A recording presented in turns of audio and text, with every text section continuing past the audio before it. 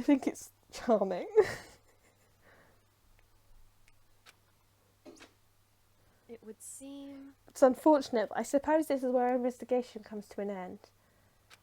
You'll have to figure out the rest for yourself and come to the proper conclusion. Yeah, you're right. Shall we go? Well, we'd better get going. Okay?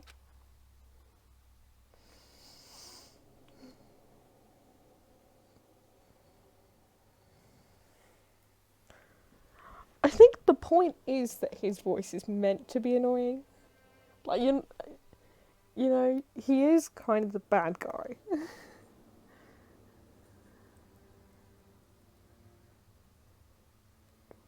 Can I just walk away? I don't feel like doing this today. I'm fine.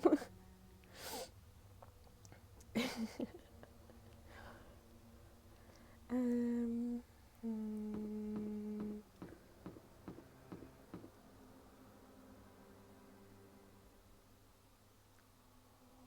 Let's do this. Usually I'd save this for another time, but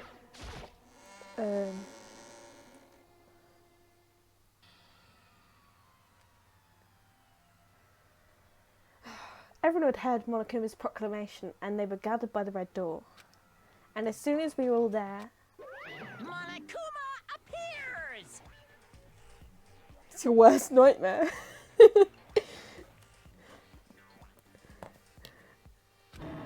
He's multiplied. Wrong. Nope, not multiplication. It just looks that way because of illusion. I'm moving so fast it only looks like I've multiplied. Can you guys tell which one is the real Monokuma? Can we just get on the elevator already? She is done with your shit. Boy, tough crowd. You're not playing along. Stop talking. We're not here to play with you. Okay. Okay, fine. Hey! Then everyone's here and ready to go. Please board the pain train. Elevator. Fucking pain train. That shouldn't have got me. It shouldn't have got me.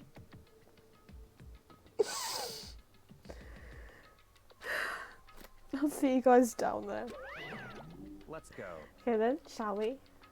Please. Hold on, I'm not mentally prepared yet. What the heck? Yeah, the pain train. Oh, that's wonderful. You'll never be mentally prepared. You can't run away anymore, hero. You're gonna pay for your sins. What the heck? I told you already, I didn't do it. For serious. That reminds me, did you ever find the other costume? Or the note? Well, no, but... How unfortunate. Then it would seem we have our culprit. Hey, This isn't the place to talk about it. Save your accusations for when we get to the courtroom. That's right.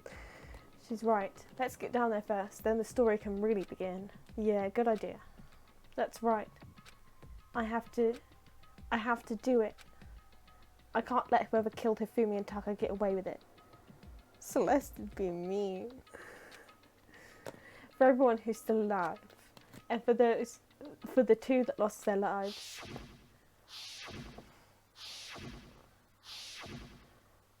The one who killed Hifumi and Taka. The one who killed two of our friends. The killer is... someone right here.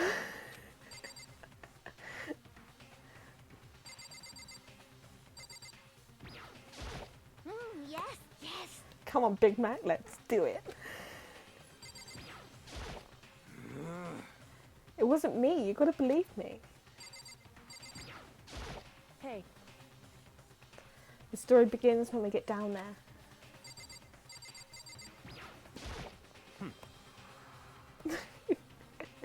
Were you listening? Wait till we get to the courtroom to begin your arguing.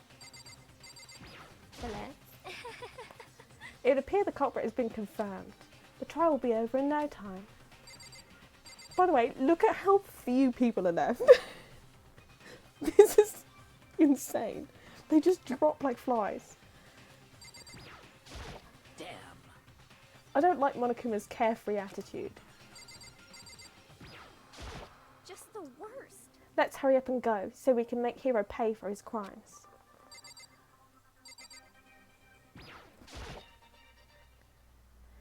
I took one last deep breath and exhaled slowly. I began to walk toward the elevator. Once everyone was aboard, the doors closed on their own. Yeah, Celeste is sus. You keep that in mind. And the steel box began to move. Ew, how empty is that room? The clunking of the elevator kept us company as we fell further and further down. Okay, you get your food. There is no going back. Until we settled all this, we couldn't go anywhere. I'm not sure how long it was before the elevator finally came to a stop. The elevator doors slid open, opening up onto a cruel fate. Ooh, this is a nice blue. You've outdone yourself, Monokuma. When I see all of you gathered together like this, I realise just how few of you there are left. Your school life is slowly reaching its climax. Just the worst. Only because of you. Why? Why are you making us do such cruel things to each other? What? Do you really hate me so much? I'm so Come on. cute. Stop goofing around and begin the trial. Don't rush me. Of course I'm going to start it. I'd never be like, stay tuned for the action-packed class trial after this commercial break. I never hold out on you like that. Okay, let's begin. Get to your assigned seats. And so the curtain opened once again. A deadly judgment, a deadly deception, a deadly betrayal, a deadly riddle, a deadly defense, a deadly faith, a deadly class trial. Oh. Christ almighty.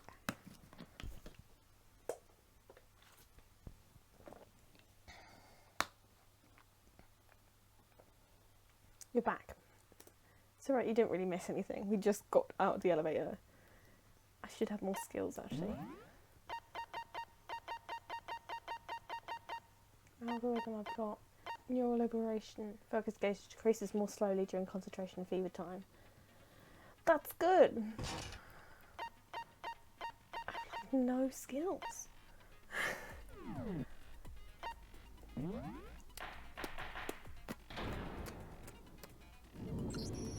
Let's begin with a basic explanation of the class trial.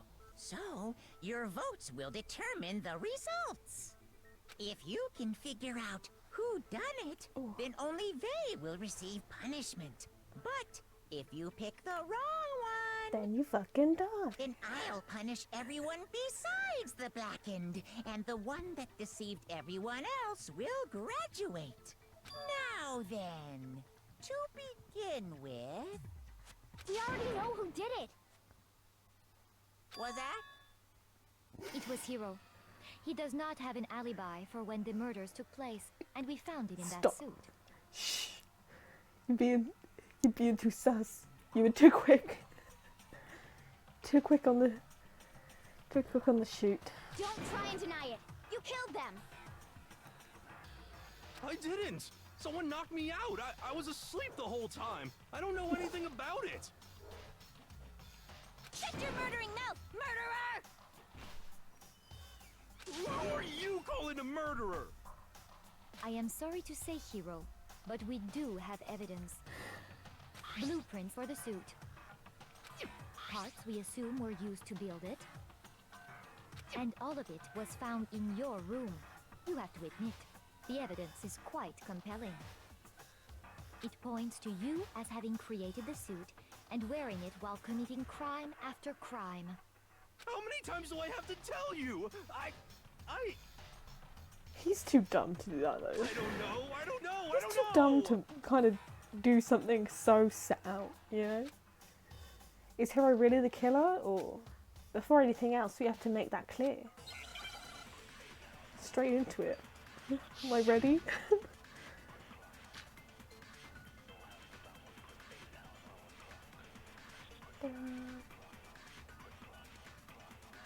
Everything we found in your room. The blueprints, the suit parts, they are all proof enough that you Well, are I didn't the mean to do that. culprit. Must have I been don't know holding it anything down. about that stuff. It's not true. It's a conspiracy. Hiro, why? Why did you kill them? No! Just hold on a second!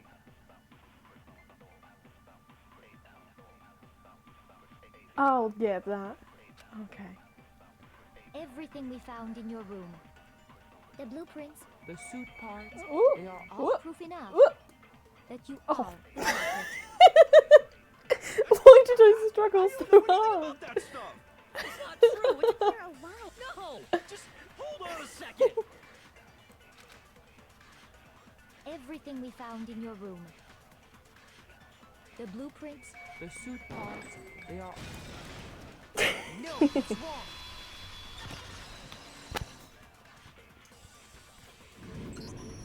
Are we sure Hiro really made those blueprints? what do you mean? Well, take a look at this. It's the note that Hiro wrote, asking everyone to meet up after Alter Ego disappeared. The handwriting's obviously different, wouldn't you say? When you compare it to the blueprints. There's no way you could think the same person made both of them. Unless that person made it a point to disguise their handwriting. But who does that? No, the differences are bigger than that, I think. Come on!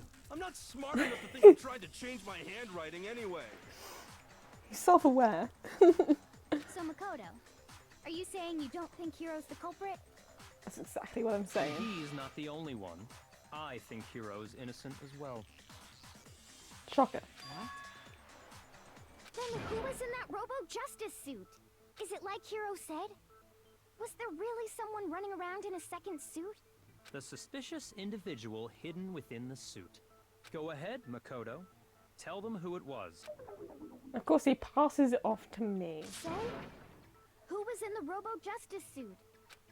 The suspicious individual in question, the one that must have been in the suit, it was Hiro. He was in that suit. Other than Hiro, I can't think of anyone else it could have been. Obviously, he was the one in that particular suit, and we never found any kind of second suit. Then there can be no doubt. Hiro is the prime suspect. That doesn't make any sense. You've just said Hiro didn't do it. It makes perfect sense. Hiro was the suspicious individual in the suit, but he's not the culprit.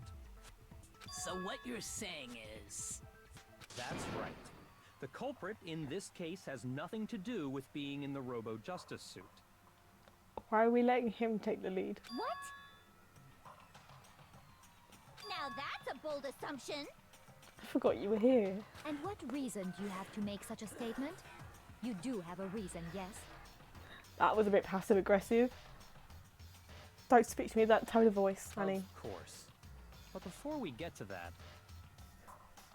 there's something else we need to clarify first. So let's get that out of the way. Hey, stop trying to boss us around. All things have a proper order. So what is it? What needs to be clarified? We must clarify the method of transportation for Taka's lifeless body. It would seem that his corpse was moved using certain particular items. Makoto, can you tell us what they were? I'm just cutting you off now. There must have been Utah I got it! and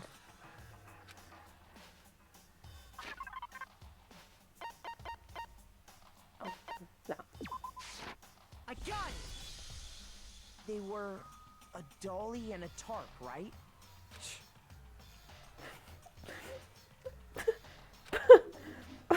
What's with the attitude? So, let's see if I can explain. Taka's body disappeared from the equipment room, and then we rediscovered it in the repository. And when we found it for the second time, it was wrapped in a blue tarp, right? It was the same tarp that, up until then, was stored in the equipment room. So the killer must have seen it there, and decided to use it when they moved Taka's body. That way, they wouldn't leave any bloodstains while Yeah, they were moving wha- it. Why was he so aggressive? He asked me a question, I answered it, And then he acted like I just, like, called his mum fucking ugly or something. Okay, that explains the tarp. And the dolly? Same thing. I'm sure the dolly was in the equipment room when we first found Taka's body there. But when the body disappeared, so did the dolly. Later, when Taka's body reappeared in the repository, I have to let him go. Yeah. so did the dolly. Wish we could just drop Byakuya right now. In other words, you think they used the dolly to move the body, am I right? But are you sure you are not mistaken? I'm sure. Oh my god, my voice. I sound like a... Oh.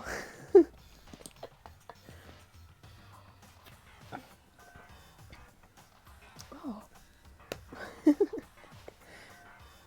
Huh? Are you absolutely positive the dolly was in the equipment room when we found Taka's body? Yes. That dolly was made specifically for moving large objects between the repository and the art room. It would be very strange indeed to discover it had made its way to the equipment room. Is it not possible that it was in the repository all along, and you simply didn't realize it? Shut up. She's raised an objection. How do you respond? And you. You stop as well. I'm not having this. Don't There tag is no team. shame in being wrong. Nobody expects much from you anyway. We have all accepted the fact that you rarely understand what is going on around you.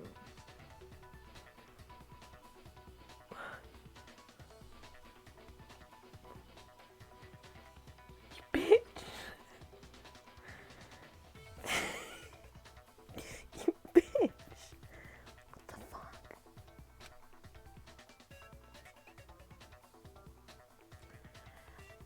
Wow, I've never heard anyone sound so nice while being so mean. But maybe I can change her mind. If I can just explain to them why the dolly must have been moved from the equipment room to the repository. A new element? But we're in chapter 3! We're in chapter 3. You can't have new shit. Reloading. Starting with this next bullet time battle, we're going to add one more ingredient to the recipe. On the bottom of the screen underneath the tempo marker, you'll see your ammo count. Up until now, there hasn't been any limit on how you destroy your opponent's statements. From now on, just locking and pressing the left mouse button won't be enough to handle them. One bullet to destroy a single remark. Once you run out of bullets, you can't destroy any more statements, no matter how locked on you are. However, you can reload by pressing tab. That's so far away. Oh, how exciting. Just like locking on, you'll have to press the tab key with the tempo marker. Basically, just remember that the tab key now has a function along with the right mouse button and left mouse button. You will automatically reload at the start of fever time and your ammo will not decrease. Oh, but if your action ability is gentle, no, I'm not on gentle, I'm on kind, unfortunately. In which case, you can ignore everything I said. Good luck and have fun. I'm not about to have fun. I'm about to cry. Why are we doing one of these so early? You have it wrong. I cannot agree. You are a fool. Ooh. So pathetic. Lies will get you nowhere. Do your worst. Oh, Away with no. you. Oh, come You on. miserable wretch. I cannot agree. You are a fool. Lies will get you nowhere. Do your worst, you miserable wretch. Oh. You have it wrong. I cannot agree. You are a fool. So pathetic. Lies will get you nowhere. Do your worst. Away with you. You miserable wretch. I cannot agree. You are a fool. Lies will get you nowhere. Do your worst, you miserable wretch. You You miserable wretch! You have it wrong! I cannot agree! You are a fool. So pathetic. Lies will get you nowhere.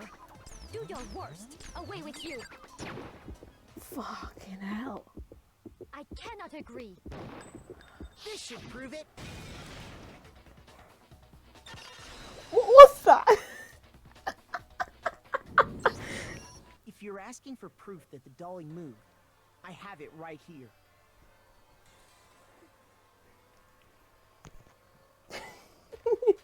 What the fuck was that? Whoa. I should have played this on gentle. When I found the dolly in the repository, one of the wheels had Yeah. a blood stain on it. You don't usually get one of those until like the end of the trial. We're like 20 minutes in. There was a pool of blood in the equipment room with a tire mark in it that matched the dolly wheel's tread. The killer probably rolled the dolly through the blood on accident as they wheeled the body out of the room.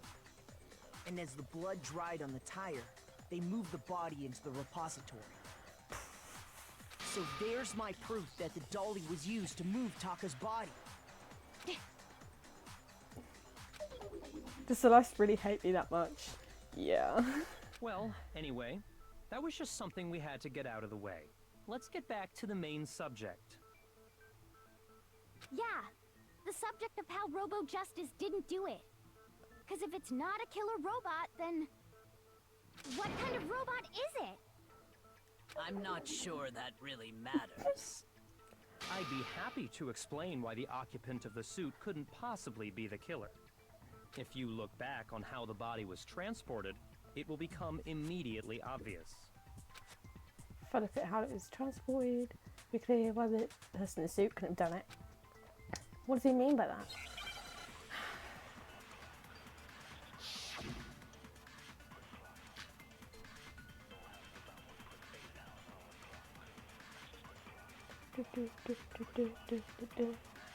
As we know, Taka was killed in the equipment room. And from there, the body was moved to the repository, correct? Hello, my Yeah, health the is. culprit wrapped the body in the tarp, then loaded it onto the dolly and wheeled it off, right? Now, keep in mind that the dolly doesn't have a handle. Well, yeah, but even without a handle, all you'd have to do is bend over. No, that's wrong.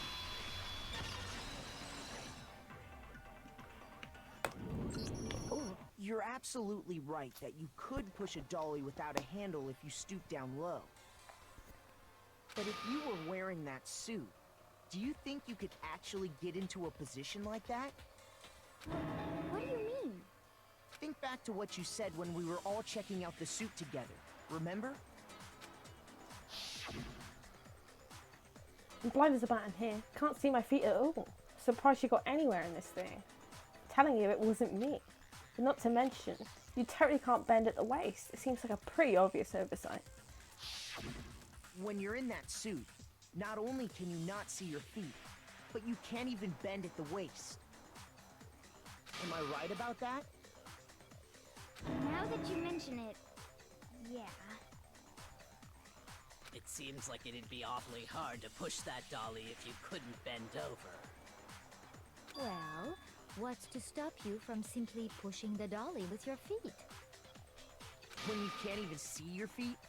You really think someone could kick the dolly all that way? Yes, Celeste. Yeah, it'd be totally impossible. Not that I can say for sure myself. Thank you, Jill. On top of that, if you were wearing such a rigid, cumbersome suit, it's very unlikely you would have the dexterity to go about wrapping the body in a tarp. Well, I mean, isn't that just a matter of taking off the suit when you're ready to move the body? There's absolutely no chance that the costume was taken off to move the body because you can't take it off by yourself. I got it! I don't think taking off the suit was an option. If you remember...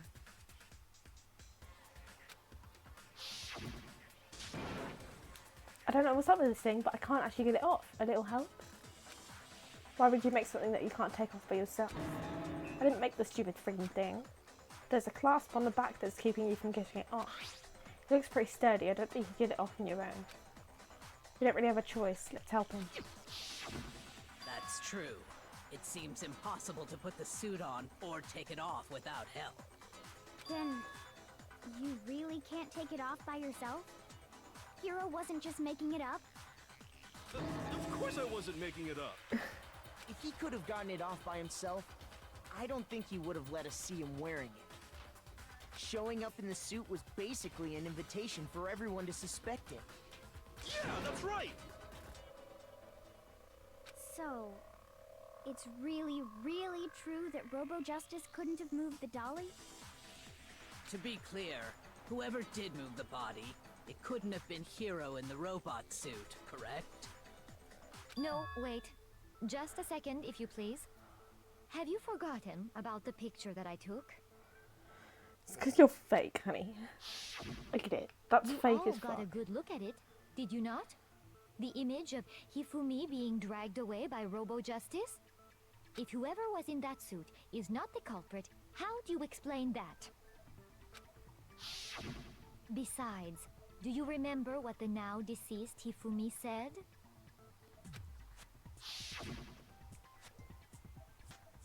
How did you get hurt? That guy hit me. What guy? Robo Justice. That's what I decided to call him just now. So long as those facts exist, the proper conclusion is beyond question.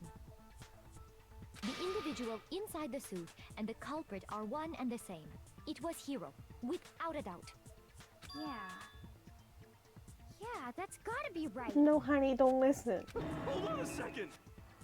It's still far too early to reach that conclusion. Thank you. Besides, there's no hurry to decide who did it. Before we rush to a verdict, shouldn't we explore every single possibility? Instead of seizing on one viewpoint, the truth is uncovered by analyzing things from every angle. Perhaps, but where do we go from here? Let's review this series of unfortunate events from the beginning. Maybe we'll uncover something new. What a pain in the ass! I don't disagree, but our lives are on the line.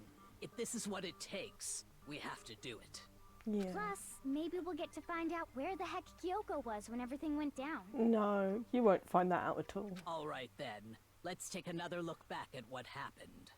I suppose we could start with this morning. 4 of us gathered together in the dining hall. Makoto, Hina, Kyoko, and myself. We waited there for quite a while, but nobody else showed up, so we went to look for everyone. That was around 8 a.m. And as soon as we split up, Kyoko went missing.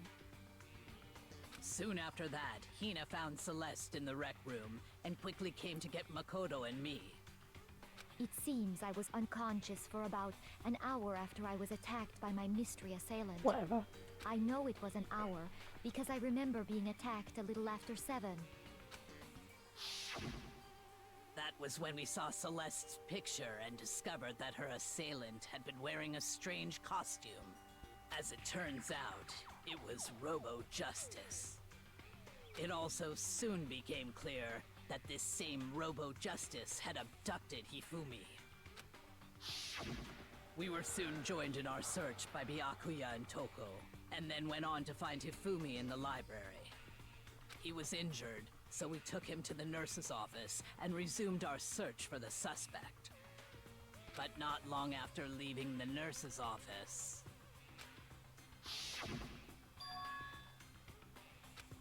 What's wrong? I saw a shadow, something moving around at the top of the stairs. When Celeste told us that, we decided to split up and search the second floor.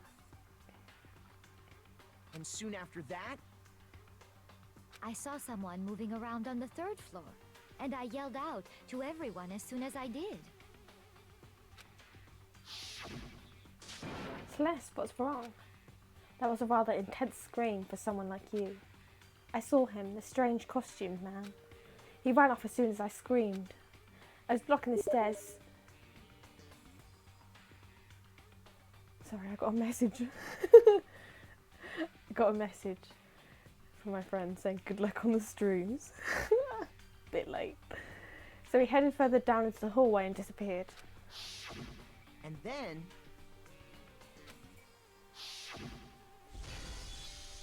She screamed again. Huh? What was that?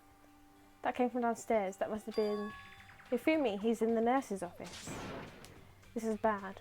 Come on, we have to go back. At that point, we decided to divide up into two groups.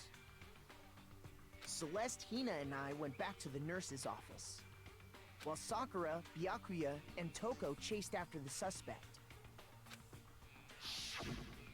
When we got back to the nurse's office, we found Hifumi, dead. And that's when we heard the body discovery announcement. I left Celeste and Hina there and headed back to the 3rd floor to let the others know what had happened. Meanwhile, we had just discovered Taka's body in the equipment room. We must have found both bodies at almost exactly the same time, because we heard the same announcement not long after we discovered his body.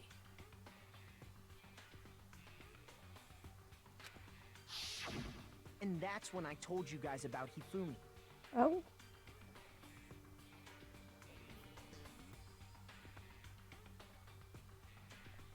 Oh, did I have a bit of a problem there?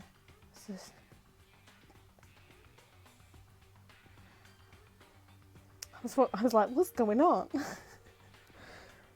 It's not surprising.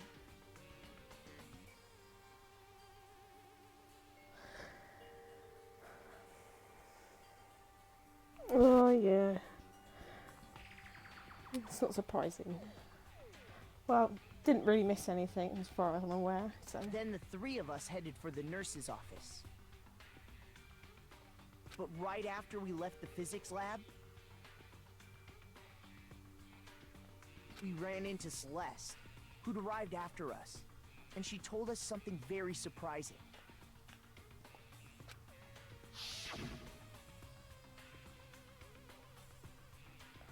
Fumi's body has disappeared. We rushed back to the nurse's office and saw that she was right. Then we remembered we'd left Toko passed out in the equipment room, so we hurried back again.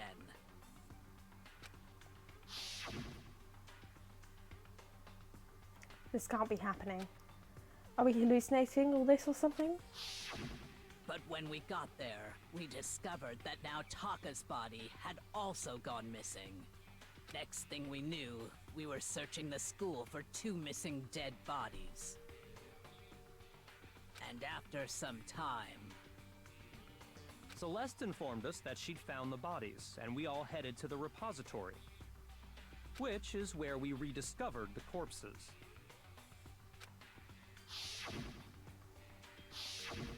I think that about covers it.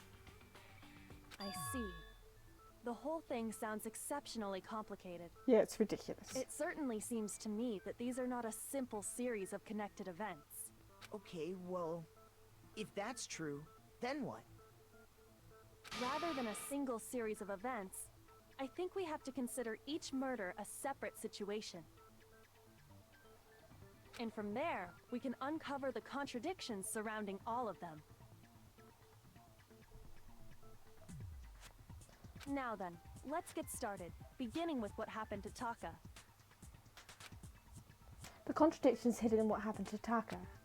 In order to uncover the truth of this case, I have to find him, no matter what.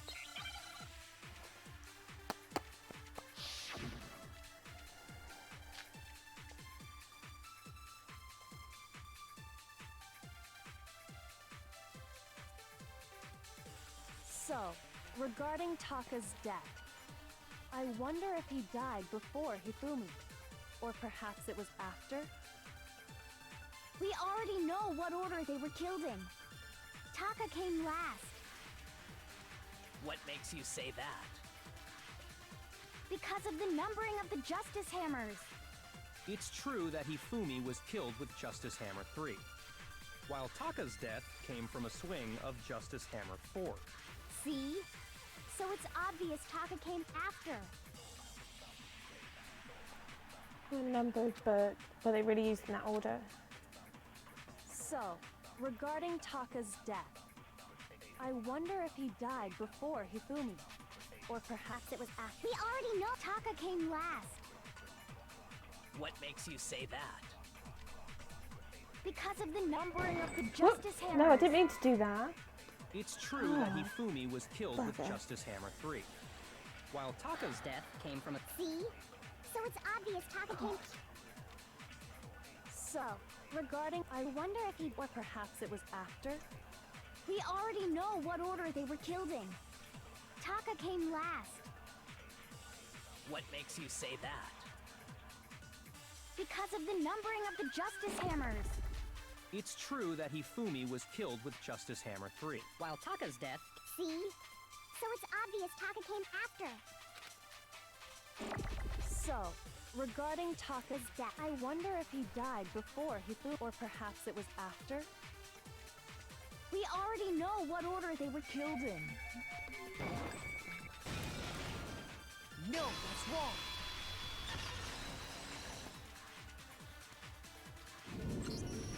Hold on.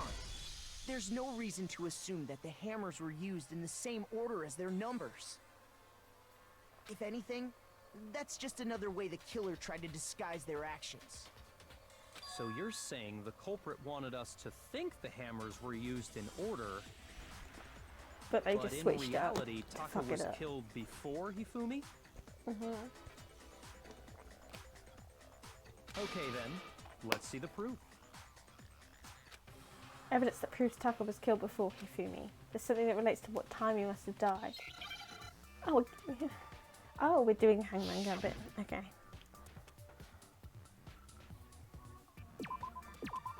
Here's your wristwatch.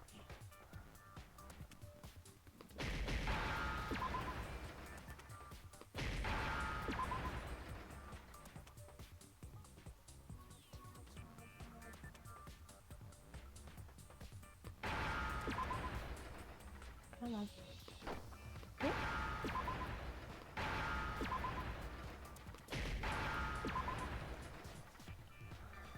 Now I understand.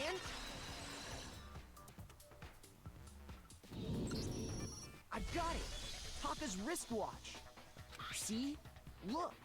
It broke with the hands pointing just past 6 o'clock. It must have gotten broken when he was attacked by the killer. Because as of last night, How long will you keep us waiting?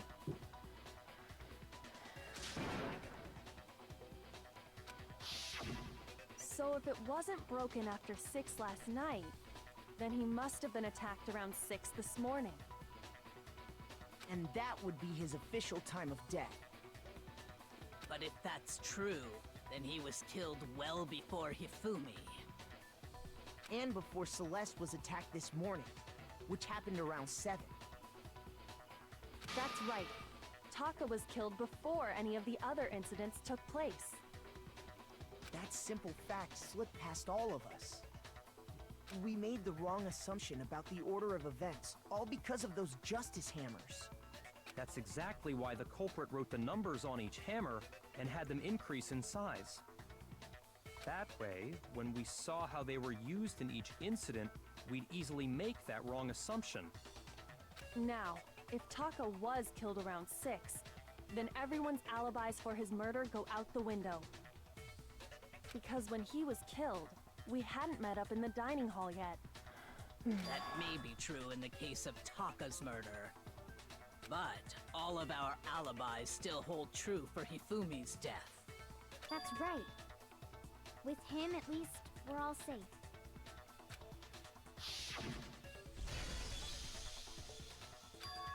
Huh? What was that? That came from downstairs. It must have been Hifumi. He's in the nurse's office. This is bad. Come on, we have to go back.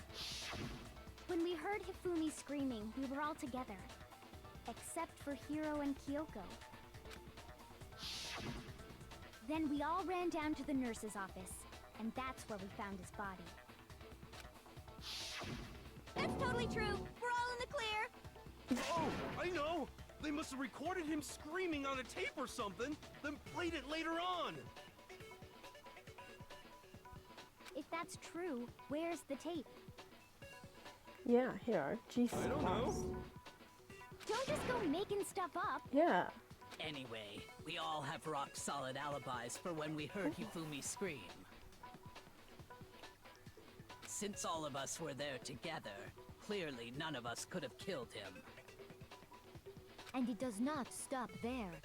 There was also the moment when we discovered his body had disappeared. When his body vanished from the nurse's office, Hina and I were in the bathroom together, while everyone else was in the equipment room, correct? And then there's the disappearance of Taka's body from the equipment room. At that time, we were all gathered together in the nurse's office because of Hifumi going missing. Well, don't forget, I was passed out in the equipment room the whole time. Wait, then what if Genocide Jill did it? She could have dragged Taka's body out of there right then. No. Even if she could pull that off, there's no way she could have done the same with Hifumi's body. Because, as we just established, she was passed out in the equipment room when his body disappeared. Besides, I didn't do either of them anyway. In other words, it is impossible that any of us could have killed Hifumi or moved either of their bodies. On the other hand, Hiro and Kyoko had disappeared, so they most certainly could have done those things. So what now, Kyoko? Fucking use your brain, Makoto. How For about that? now, we can't get fixated on who did it, or we'll just keep going around in circles. So instead of who, I propose we start talking about how. In particular, I think we need to figure out how Hifumi's body got moved. That's true. We searched everywhere, but we couldn't figure out how to explain his body disappearing. And according to what Celeste said,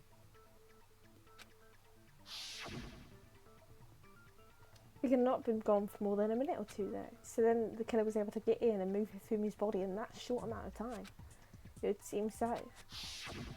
his body apparently disappeared in the 1 minute her and Hina took their eyes off of it.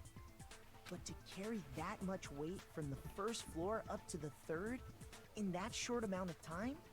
Oh man, yeah! There's no way! It'd be impossible!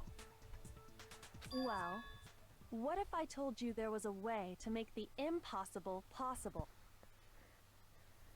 Then I'd believe you, because you're Kyoko. What? How? If the dead body were to move Yeah. itself. He wasn't dead, man. It's just a prank, bro. It's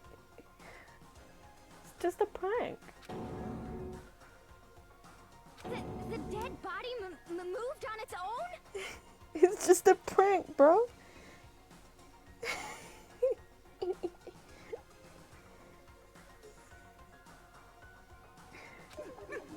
No! Not another... No! Hero, there hasn't been any ghosts. I don't know what you're talking about. I don't think it has anything to do with the occult.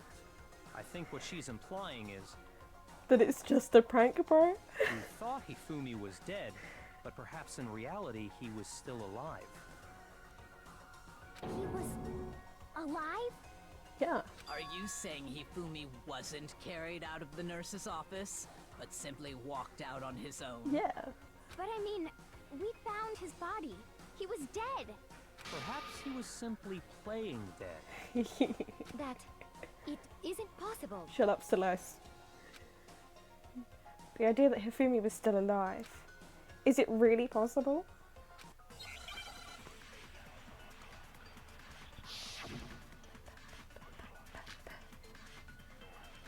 Oh, I'm probably gonna have to get something, aren't I?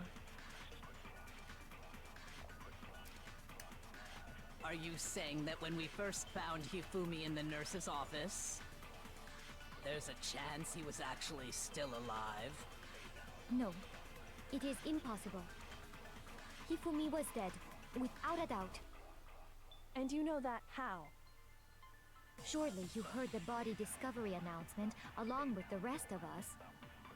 Hifumi's dead body had been found. And that is why the announcement was made. Are we really so sure about that? Maybe the announcement was intended to signal someone else's discovery. Yes.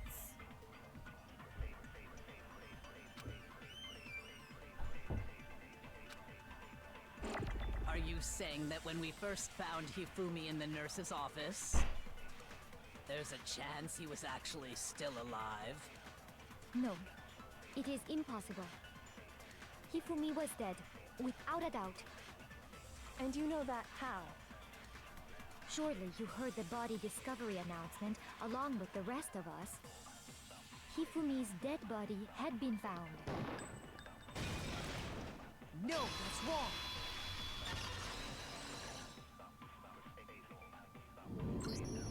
Was the Sorry, I got body message. discovery announcement that was made really intended for Hifumi? No, it's Taka's. Of course it was.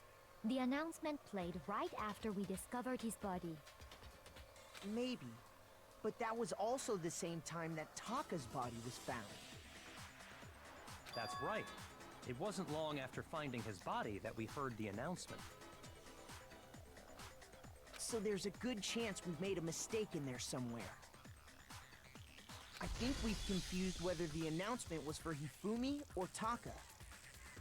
First of all, if 2 bodies had been found, there really should have been 2 announcements. Maybe Monokuma simply got lazy and rolled them together into one. Never.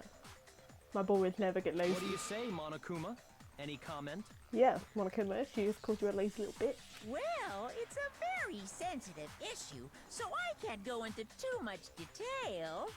But what I can say about the body discovery announcement is that it's only broadcast when 3 or more people find a dead body for the first time. That didn't answer our question, man. We're asking if you're a lazy bum. No, actually, that was plenty. Huh? He said it's only broadcast when a body is discovered for the first time, which means even if we find the same body again later, he won't make the announcement again. If that's true, then why was the announcement made again later on? Huh? Later on? Exactly. We heard the body discovery announcement twice. Second body discovery announcement. First time played when we found each body in the nurse's office and the equipment room, and the second time is when we're both I there. got it! We heard it a second time in the repository, when we rediscovered the 2 bodies.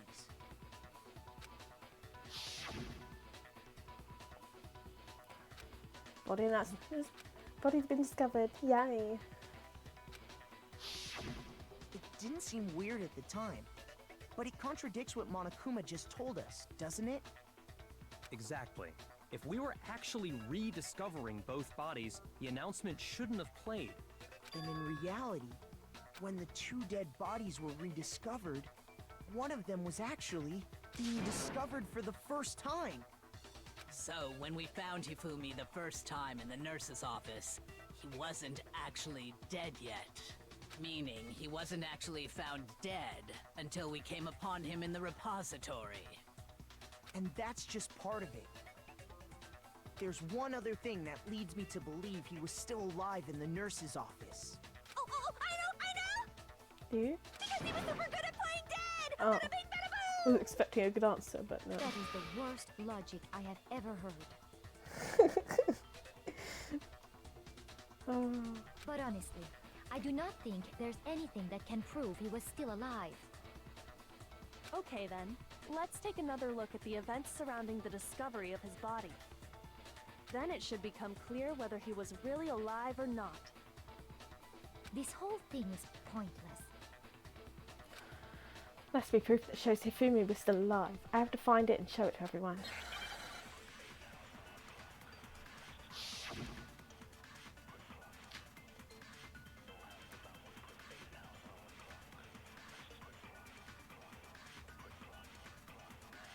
Well, here's one thing we do know. The first time we found Hifumi's body was in the nurse's office. And then, while me and Celeste were in the bathroom, his body disappeared. And the next time we saw his body, it was in the repository. But when you compare his body before being moved and his body after being moved, other than the change in how it was positioned, there was no notable difference. No, that's wrong. He cleaned his glasses like an idiot. In fact, there was one clear difference between Hifumi in the nurse's office and the repository. His glasses. That fact alone proves that he was only playing dead in the beginning. Perhaps you'd like to fill the rest of us in? When we found Hifumi in the nurse's office, his glasses were covered with blood. But when we found him again later in the repository, they were spotless. And I found the item he used to wipe them clean in the nurse's office trash can. It was his glasses cleaning cloth. I got it! It was a What glasses idiot. cleaning cloth featuring a certain cartoon mascot. One look at the bloodstain on the cloth should make things clear. This piece of cloth was used to wipe Hifumi's glasses clean. And the mascot on the cloth is the same one that's on the digital camera, right? And whose digital camera was it? Hifumi's, of course. The character was Princess Piggles from Demon Angel Pretty Pudgy Princess, I think. Listen, I'd have to read that again. I highly doubt anyone but Hifumi would have brought something like this to school. You would have fucked this time up. There's a lot of confusion. The only reason I'm doing okay is because I know what happens, so I know all the answers. Otherwise, we'd be screwed. I wouldn't have finished this. I see your point. And the only people here who wear glasses are... I wouldn't be caught dead using a tacky piece of garbage like that. A few tissues is all I need to keep my glasses clean. Then there's no question. It wasn't me. It belonged to Hifumi.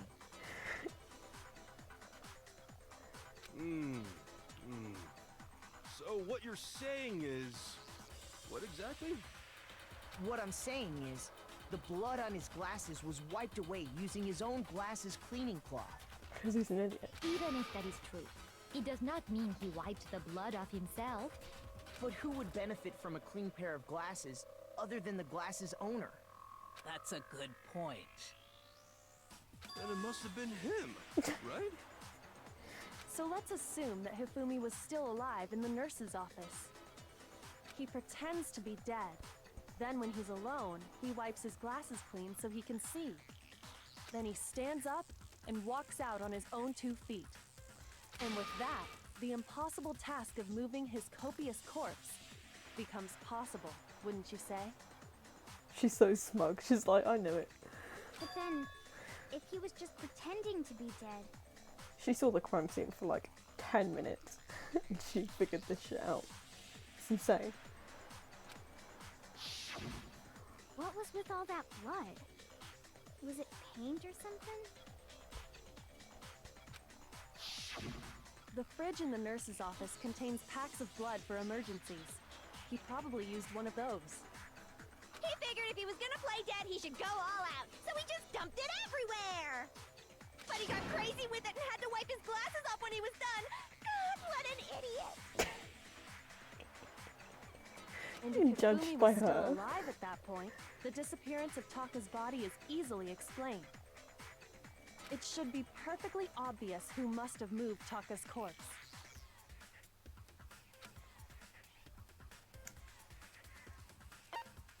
I got it! It could only have been Hifumi. Just like Jill has no chill.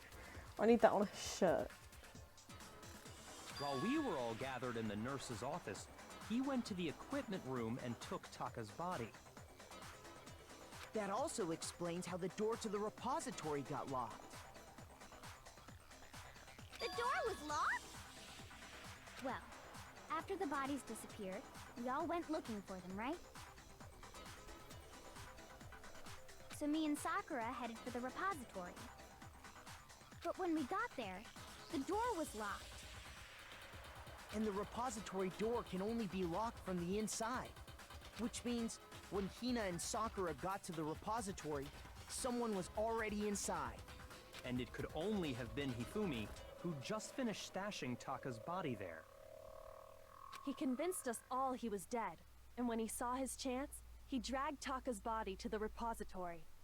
So, Hifumi wasn't just another victim in this case. He was one of the assailants. But that means he took part in the murders. Yeah. I just can't believe it. Crazy son of a bitch. If you're having trouble, would you like me to show you one more piece of evidence? He's gonna show off that thing he took out of his pants. There's more? Oh, absolutely. The single biggest fact pointing to his involvement has yet to be revealed. You know what I'm talking about, right, Makoto? The item he took off of Taka's lifeless body? Could it be?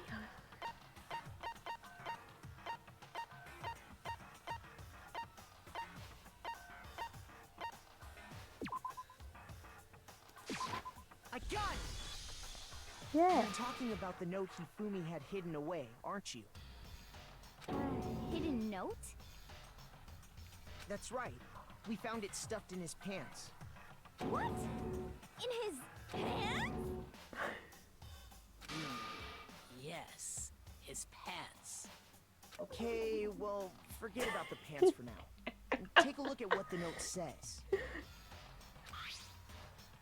I found a hole maybe we can use to escape. Monokuma can't find out, so don't tell anyone for now. Let's meet in the equipment room at 6 AM.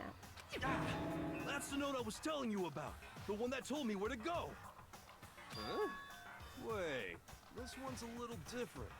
In my note it said, Monokuma can't find out, so don't tell anyone else for now. Let's meet in the rec room at 1 AM. I see. Then this note isn't the same one Hiro got. It's not the same? In other words, the killer got in touch with another person besides Hiro. And that person could only have been... I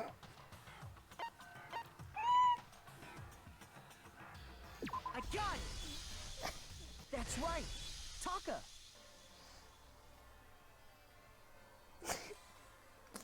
It's this game. The killer used this note to draw out Taka and murder him. Hello? Over here! Objection! Objection! I don't really understand what's going on, but Hifumi had that letter, right? So whoever wrote it wasn't drawing out TikTok, they were drawing out Happy! Just to be clear, TikTok is Taka and Huffy is Hifumi, right? Ugh! Yes! Why must you ruin it every time? It looks like Jack is seriously scary, but still, can't let her get to me.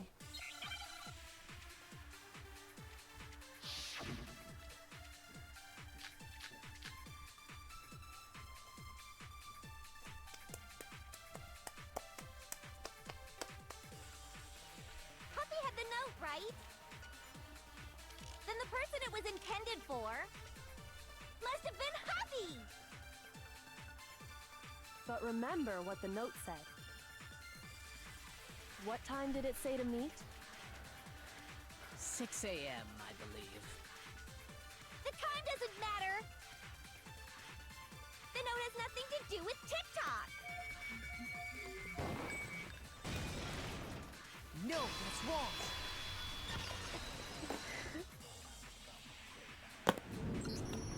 No, there absolutely is a connection.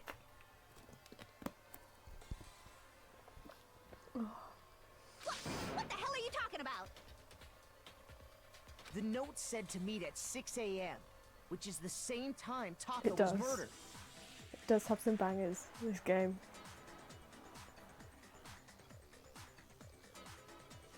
You've already proven that using his wristwatch. But there's more. Look where the note says to meet. The equipment room, right? Which is where Taka was killed. I see. So, Taka was murdered at both the time and place written in the note.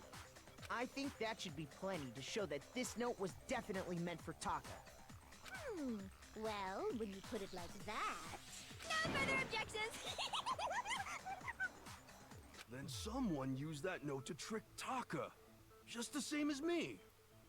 The culprit really is a cold-blooded monster, telling people they found a way out. But if they gave the note to Taka, what was Hifumi doing with it? Stuffed down his pants, no less! Most likely. Hifumi stole it off Taka's corpse after he died. Huh? He stole it? Where's your proof? Go ahead, show us. Shut up.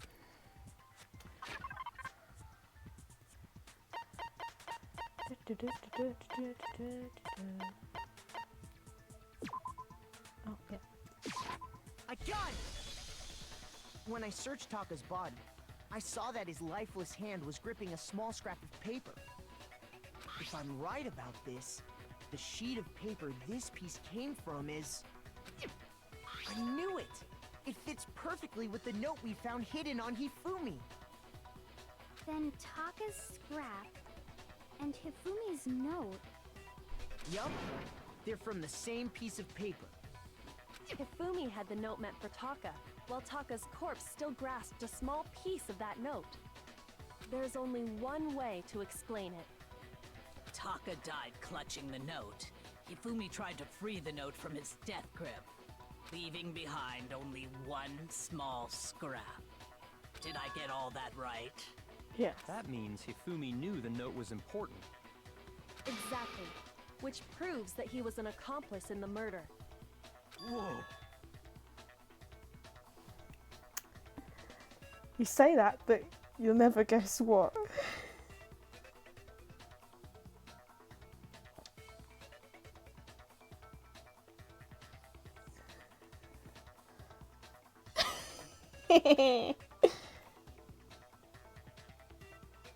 Oh?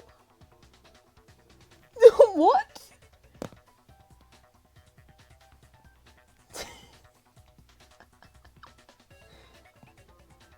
Why did the mod just delete all those messages?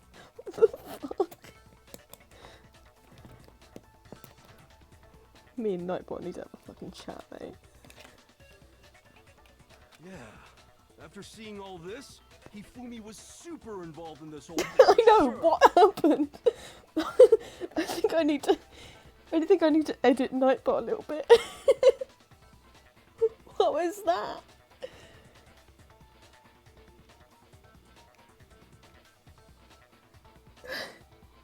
In fact,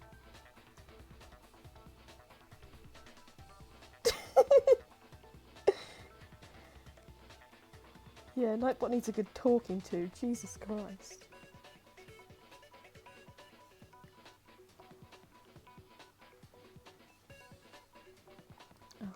he was behind the whole thing. In fact, he's still alive. No. Shut up, hero. Sorry, no. Cool, you're in then.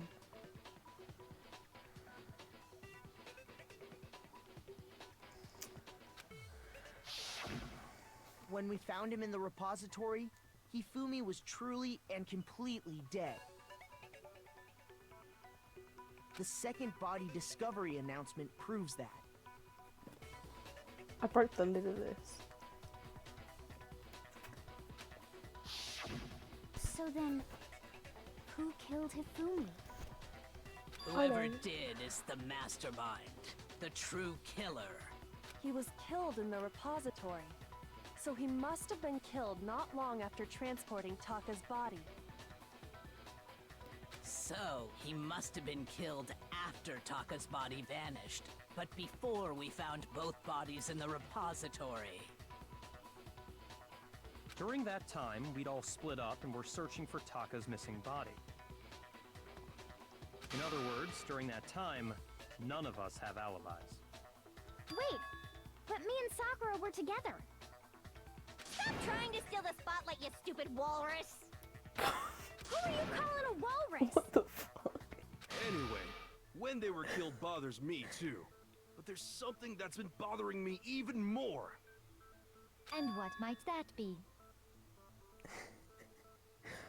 The weapon they used to kill Hifumi. The weapon? Yeah, because I mean, according to the Monokuma file, the way Taka and Hifumi were killed was almost the same, with them having similar fractures and all. But Justice Hammer 3 and 4 were still laying around in the nurse's office and equipment room, right? So if Hifumi was killed in the repository, the culprit would have had to grab one of the hammers, kill Hifumi, then put the hammer back where they found it. I know. This is... I can't believe he's done something. But wouldn't that be seriously risky for him? I'm surprised. It seems there's some semblance of a brain knocking around that skull of yours after all. God, Wildheart, you're starting to sound like Byakuya.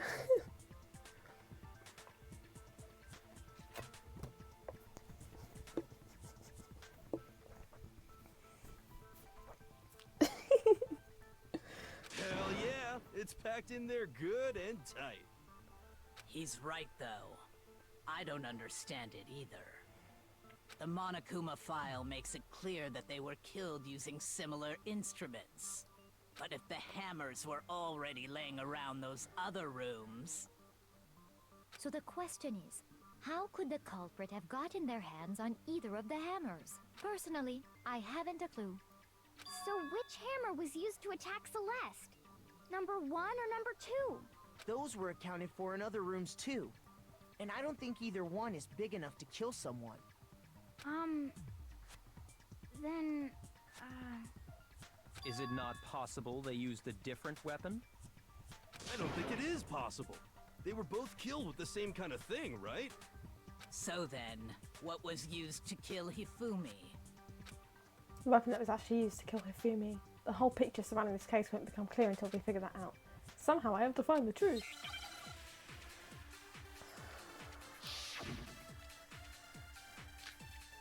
This trial feels like it's lasted years.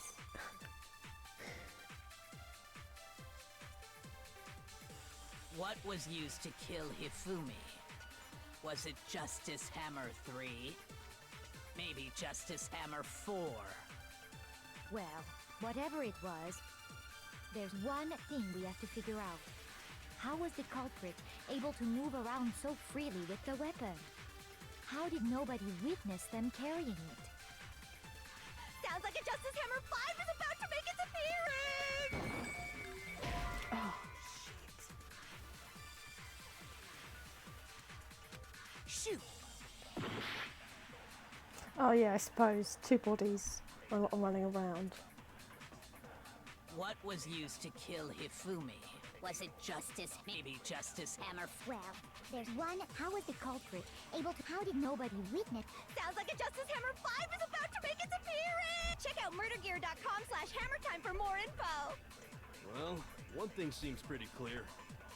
The murder weapon had to be one of the Justice Hammers! There it is. No, that's wrong! It's hammer time! The murder weapon wasn't a Justice Hammer at all. No, it was something completely different. But, seriously? A different weapon? Specifically, a hammer from the repository. The killer could have easily used that to kill Hifumi. Now, all the hammers in the repository were covered in flecks of grit and debris. But for some reason, one of them had been scrubbed clean. Huh? And the reason it had been scrubbed clean was most likely because it was used to commit murder. If the hammer got covered in Hifumi's blood, of course they'd have to clean it off. I'd also like to point out that the repository has all kinds of hammers. Big ones, small ones, and even some flat mallet-like ones. I think whoever made the Justice Hammers used those as a basis for their design. If that's true, that would explain the Monokuma file's note about the wounds being similar. So Hifumi moved Taka's body to the repository, where someone then used a hammer to kill him. And whoever did that is the true killer. The one Hifumi was working with. And the one who betrayed him. Hold on a moment. I still think it's strange to assume someone was working together with him. Because it's you.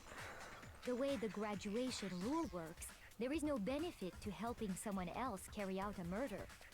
So the idea that anyone would work together like that is simply ludicrous. We talked about this, did we not? We did talk about how there wouldn't be any reason for anyone to work together. At least that's what we thought at first, but...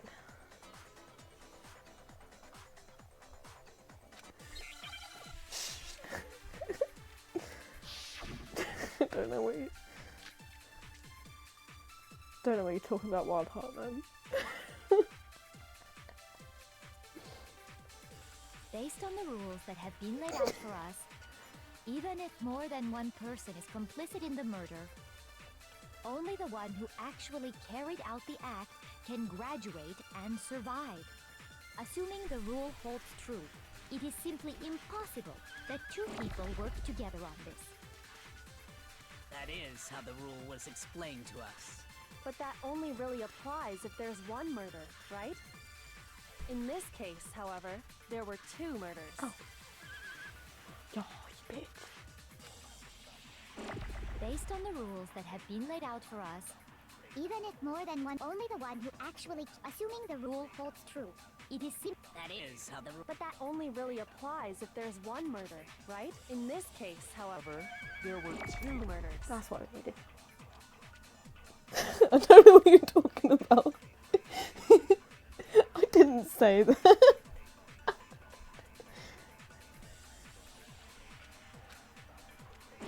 based on the rules that have been laid out for us, even if more than one person is complicit in the murder, only the one who actually carried out the act can graduate and survive. Assuming the rule holds true, it is simply impossible that two people work together on this. That is how the rule was explained. But that only really applies if there's one murder, right? In this case, however, there were two murders. Try that again. Let's find this killer. Based on the rules that have been laid out for us, even if more than one person is complicit in the murder, only the one who actually carried out the act can graduate. Assuming the rule holds true, it is simply impossible that two people work together on this. That is how. But that only really applies if there's one murder, right? In this case, however, there were two murders. Why am I struggling?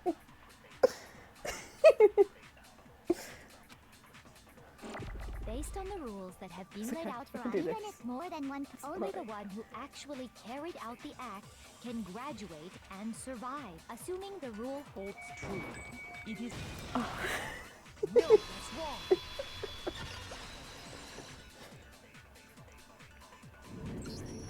Since there were two murders, it's at least plausible that more than one person was involved.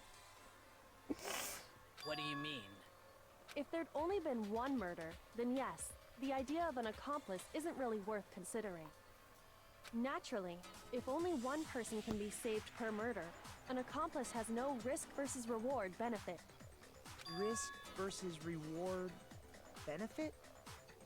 The payoff for working together. The reward that balances out the risk of taking part in the scheme. There's no point in being someone's accomplice if there's no benefit to you.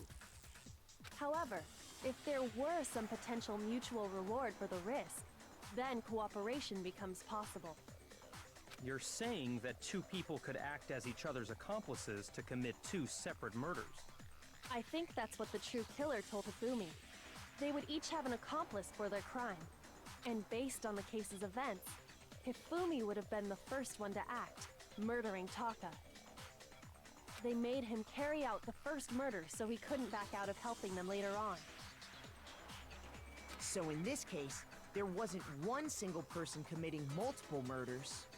Instead, each person killed someone, creating two separate incidents. And it only looked like one person because that's how the true killer designed it to look. A single suspicious individual, a similar weapon used in each crime, disappearing bodies. By creating one seamless set of circumstances, they made it look like one person was behind it all. The mastermind picked their target and managed to convince him to go along with their plan. And then, to avoid the no accomplices rule, they simply killed their accomplice. Which, if true, means that betraying Hifumi was part of the plan from the very beginning. That's just awful. How could anyone be so cruel? You think so? I can't help but admire its cunning. Still, their choice of accomplice seems odd. The effort made to convince us the two murders were the same. That was the main characteristic this time. Kyoko must have noticed that fact from the very beginning. Which is why she said not to look at this as a series of connected events, but entirely separate incidents. Kyoko really is amazing, although, when you think about it, she's almost too amazing. No, she's not. She's wonderful. It's almost unnatural how good she is at this. I understand how an accomplice could be involved, but then who was the one pulling Hifumi's strings? That's problem numero uno right now. The Truka manipulated Hifumi to carry out a number of actions and in the end murdered him. And the debates up till now, the way the case has unfolded, when you consider all that, there's really only one person who seems to fit.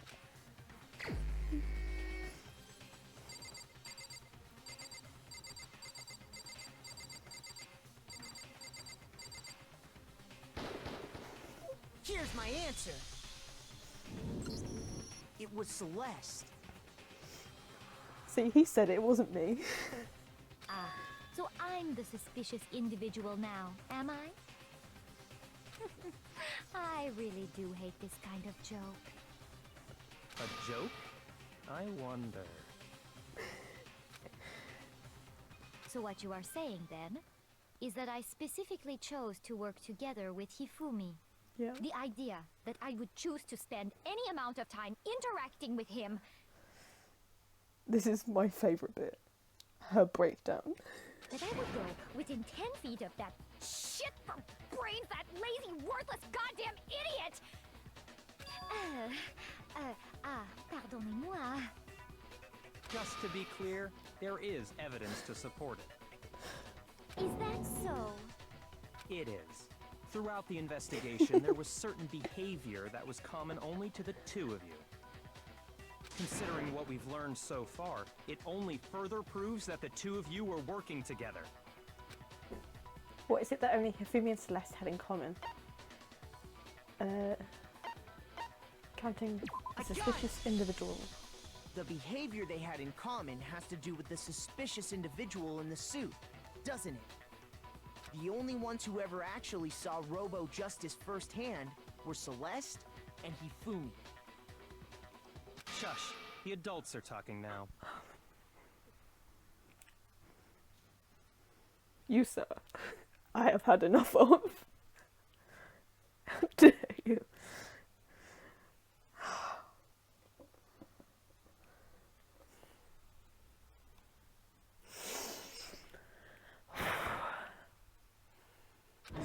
Sorry. Don't apologise to him. As he said, only Celeste and Hifumi ever laid eyes on the costumed individual. Yeah, like, he didn't do anything. We've been solving this the entire time, and now he wants to take over. If we accept that Hifumi was one of the culprits, we can't help but suspect what Celeste has said as well. Are you saying everything they told us was a lie? After taking Hifumi to the nurse's office, we all began our search for this individual, correct? And not too long after that, do you remember what Celeste said? Something moving around at the top of the stairs. We headed to the second floor specifically because of what she claimed to have seen. Next, to draw us all to the physics lab up on the third floor, She let out a blood-curdling scream. and when we'd all come to see what was wrong, what was it she said? Celeste, what's wrong? That was a rather intense scream for someone like you. I saw him, the strange costume man. He ran off as soon as I screamed. I was blocking the stairs, so he headed further down into the hallway and disappeared. Once she'd done her job of getting us all up to the physics lab, it was time for her partner to get to work.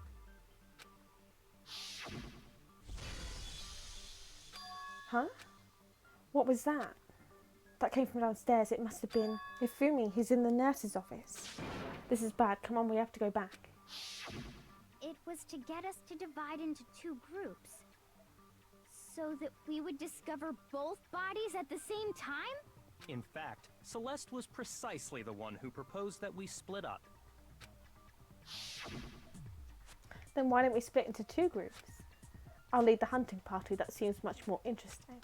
Very well, then Makoto and Hina, you come with me to the nurse's office. I'll leave the capture of the suspicious individual to Toko, Byakuya, and Sakura. Well, if Celeste and Hifumi were working together, all those chance events suddenly become connected. And on top of that piercing cry of yours early on.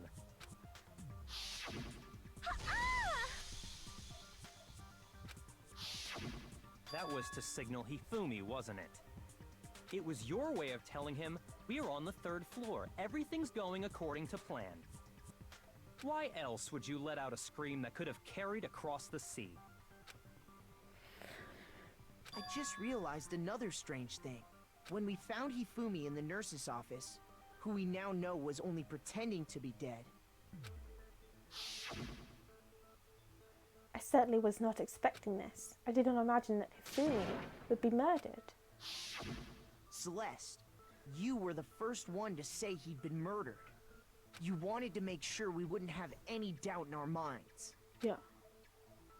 I don't believe it. Everything. The whole thing was one big act. I mean, you should expect it. She's good at that.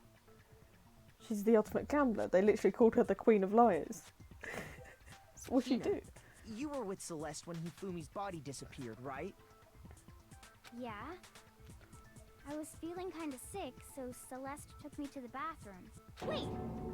Then that was... She wasn't worried about you. She just saw a chance to help Hifumi sneak out of the nurse's office. Each piece isn't much by itself, but start putting them together and the picture gets very ugly indeed. Wouldn't you agree, Celeste? I have no idea what you mean. Don't bother trying to deny it. You made one fatal mistake. Oh, did I? Yes, I remember didn't even this. catch it myself when you first said it, but looking back, I can say that that one little slip-up was your Oh, What are you talking about? I'm talking about what you said after Hifumi's body disappeared and we returned to the nurse's office. yeah, she said, we're going to end up like dead like those guys, even though she only thought that one person was dead. They must really be enjoying this, enjoying the sight of us standing around, frightened and confused. We're all going to die here. We're going to die just like those guys died. I remember her saying that too, but I don't understand what's so strange about it. Then pay attention. Sakura, Toko, and I were first to discover Taka's body in the equipment room. Then Makoto showed up and Busted. told us Hifumi had been killed. So Sakura and I left with Makoto. Once we were in the hall, we ran into Celeste, and the four of us headed to the nurse's office. Now, the entire time we were together, none of us said anything about Taka being dead. Think about it. Celeste's comment doesn't make sense. It was completely out of place. Yeah, I see what you're talking about. Although I don't really get what it means. You hear that, Celeste? Everyone's having some trouble understanding. Could you repeat what you said? If you're really not the culprit, you shouldn't have any problem repeating it, right? Byakuya said that Celeste's comment doesn't make any sense. But what was he alluding to?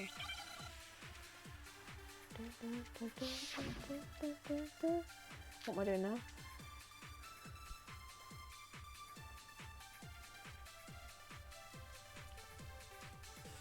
All I said was, they must really be enjoying this. Enjoying the sight of us standing around, frightened and confused. They must be positively elated. We are all going to die here. We are going to die, just like those guys died. And that is all I said. And that's all it takes to finish this. It's obvious, isn't it? What was so strange about Celeste's comment?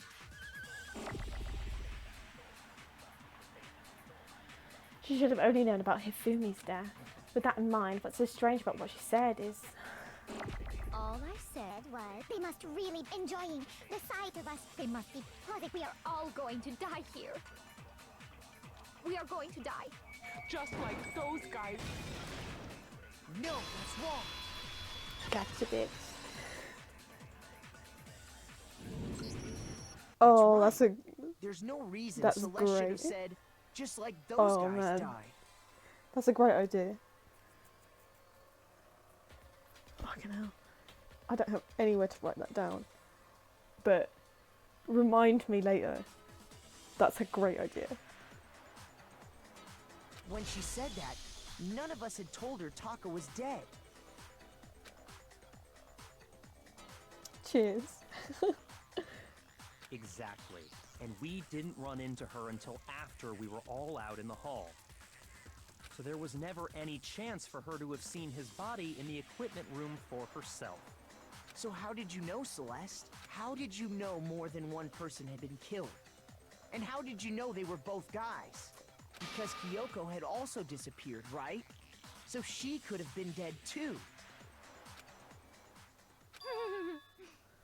You all have such vivid imaginations. You know that? Imaginations.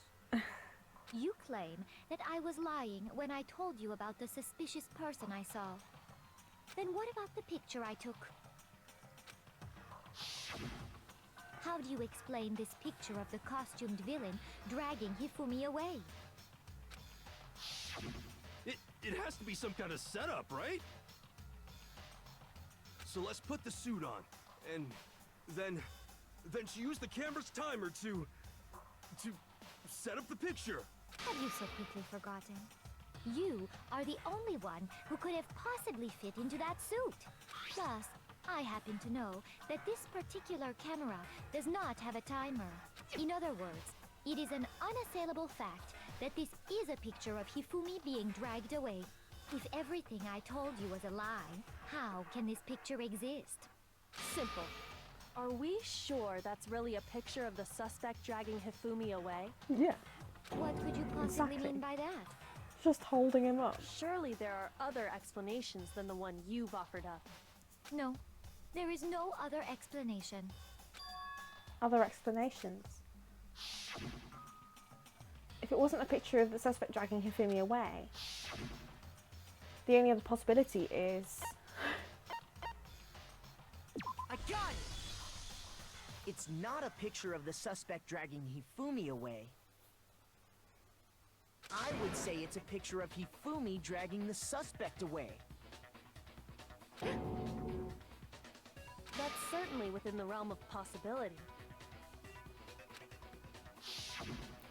The one being dragged off in that picture isn't Hifumi, but the person in the robot suit. We've simply been led to believe that it's the other way around. And the strange costume might only exist to lead us astray even farther. If you saw someone wearing something like that in this situation, of course you'd notice and be suspicious. That's what happened! You put me to sleep and made me out to be the bad guy in all this! Such a thing is utterly impossible. Hifumi was dragging him away? Ridiculous. Shut Is up. it? I don't think it's ridiculous at all. Exactly. Then shut your mouth and allow me to educate you. Dare you? Celeste thinks she can prove that there's no way Hifumi is dragging the suspect away. But is that really possible?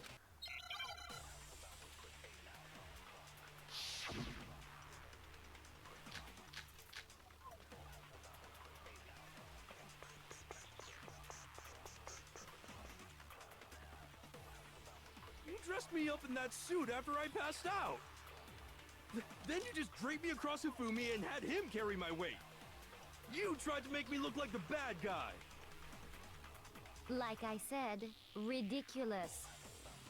As you can see in the picture, the suspect is standing perfectly upright. Yeah, she's being If the stupid now. person inside the suit was unconscious, there's no way they could stand up straight like that. Then the fortune-telling idiot is the culprit after all. No way! Oops. I clicked. If I remember right, Hina said, she said that she couldn't bend at the waist. You dressed me up in that suit after. Then you just dragged me across. You tried to make me look. Like I said, As you can see in the picture, the suspect is standing perfectly upright.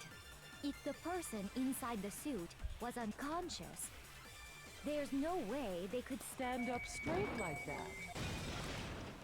No, that's wrong.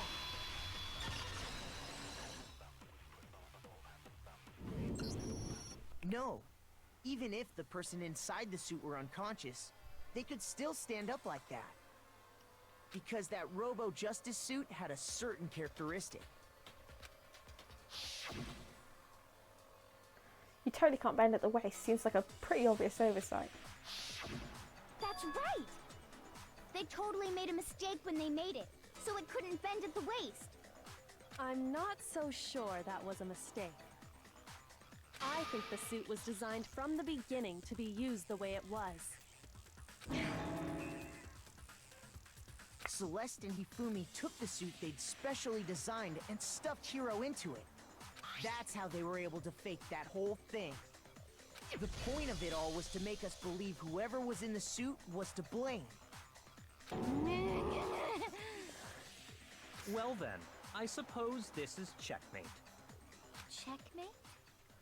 Uh-oh. She gonna go cray. We spinning.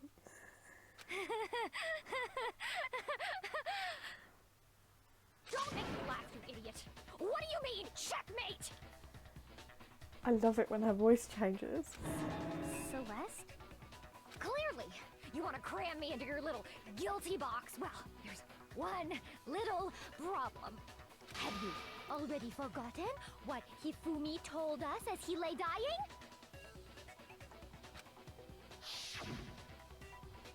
Hey Hifumi, who was it? Who attacked you? Who tried to kill you? Who killed me? That's right, I remember their name. Yasuhiro. When we asked him who had attacked him, his answer was quite clear, was it not? He said, and I quote, Yasuhiro. In other words, Yasuhiro Hagakure! Right! But my name isn't really Yasuhiro! It's Stop it. actually Taro! Nice Your try. confusing statements don't make any sense. You're only making things more complicated. He did say Yasuhiro, but are we sure he was really pointing the finger at Hiro? What the hell are you talking about? I'll burn you alive! Jesus. Kyoko, what do you mean by that? Think back to how Hifumi used to talk to us. Yeah, it's weird. How did he refer to each of us? They use people's last names. I got it! That's right! Our last names! He called us all by our last names! Exactly. I know I heard him say Mr. Naegi more than once, for example. So if Hifumi did mean to say Hiro's name, he would have said his last name, Hagakure. I'm sure it was just incidental. By chance, his first name. Indecent? Don't tell. Random Don't- chance. don't. Now isn't that fine. a convenient explanation? No. There's no reason to think he would have said the name any different than normal. Come on, But he Celeste. must have run out of energy before he could say any more. So Hifumi was trying to tell us the last name of whoever killed him? But the name he said doesn't apply to anyone here. Well, no. Hold on. There's one person it could apply to, and that's Celeste. She never actually told us what her real name is. Yay. What did you just say? To think you'd take your false accusation so far, I don't know whether to laugh or spit! Come on! Enough with your idiotic blather! Yasuhiro is a loser's name! Do I look like a loser to you? Yes. Well, do I? Yes. What?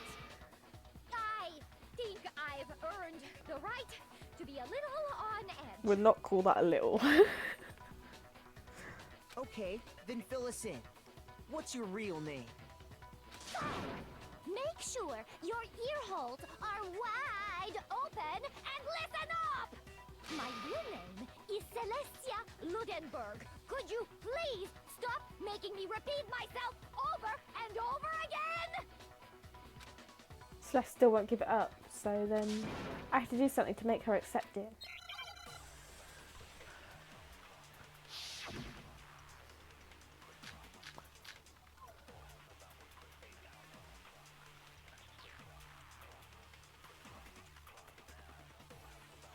Hifumi was trying to tell us something. He wanted us to know the killer's last name, Yasuhiro. If there's one person here who might have that last name, It would have to be you, Celeste. You haven't told anyone what your real name is. How many times do I have to tell you? My name is Celestia Ludenberg! God damn it! How long do you plan to go on pretending? I'm not pretending. It's the truth. And since you have no way to contradict me, that's the only truth there is! Moron! I'll get it next time, it's fine. I should just shoot the white noise.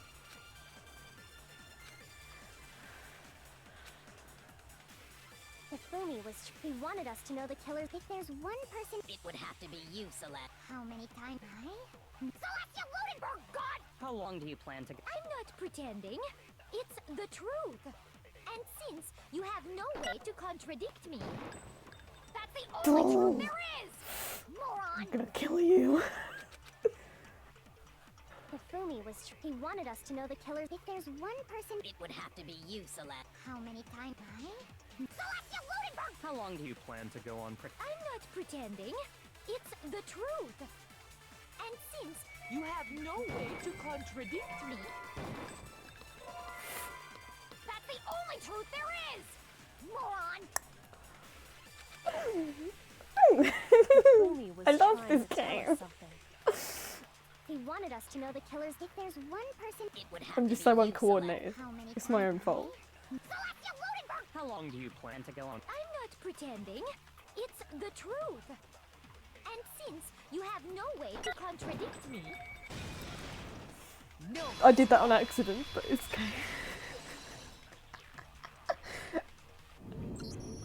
That's it! The handbook! what? Anytime you turn your handbook on, it shows the owner's name when it boots up, right?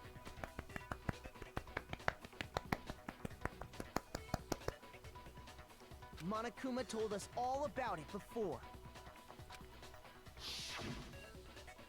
This handbook is absolutely vital to a healthy school life, so don't lose it. When you start it up, it will display your name. Always make sure you have the right one. And now this is not your everyday notebook, it has so many more uses than that. So all we have to do is check her handbook, and that'll clear up everything. Yeah. That's how we can find out Celeste's real name. That's an invasion of privacy. I refuse to cooperate. Celeste, can you please just tell us what really happened? Please, just tell us. Even when I'm put in check, it's just my nature not to give up. Because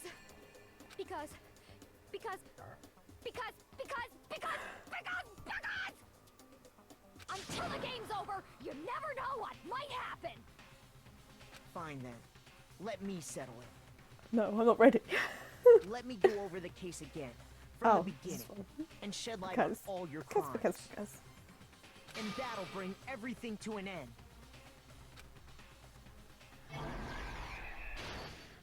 Now I get to chill out.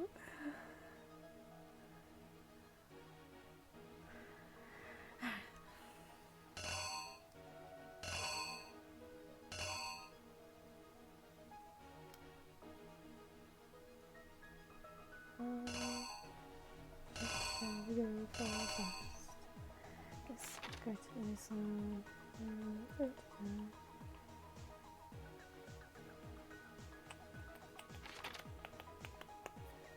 Titties.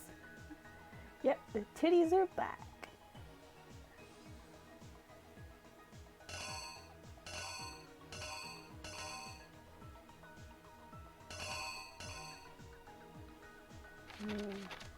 This is just gonna be this, isn't it?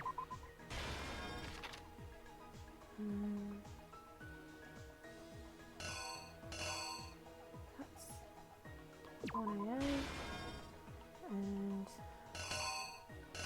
oh, I said this way. Not the titties.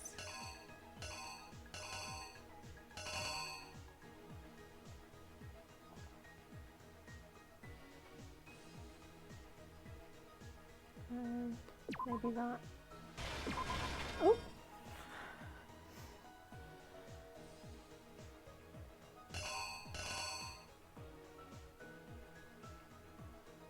Camera.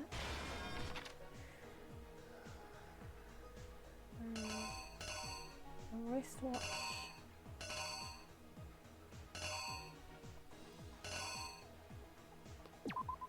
So 6. This would be Justice Hammer number 4.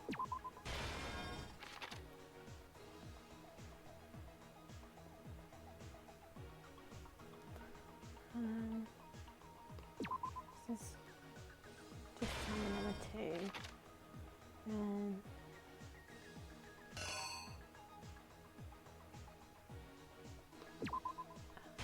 guessing that's that.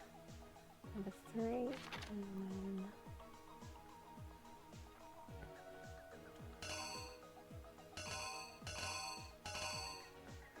he do a push, and then it's absolutely fucked. The killer is you! Before anything, the killer persuaded someone to help carry out the murder. And that person was Hifumi. With an accomplice, the killer was able to execute a number of otherwise impossible Yeah, schemes. there's no titties, I'm afraid. Sorry. It does feel bad.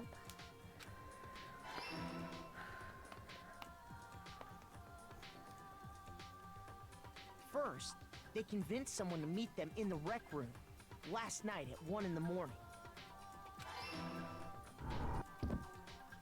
That someone they met with was Hiro.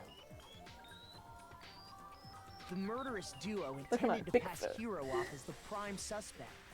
So when they met up with him, they drugged him, knocked him out, and stuffed him into the Robo-Justice suit.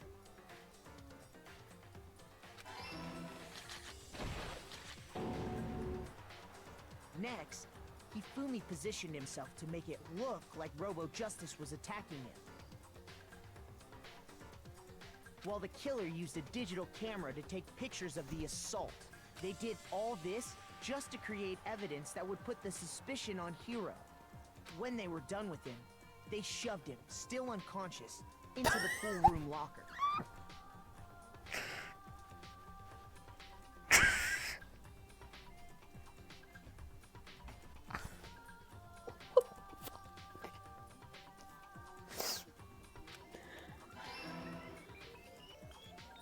And then finally, at 6 a.m., they moved into the murder phase of their plan. I need to fix Nightbot. They called Taka to the equipment room.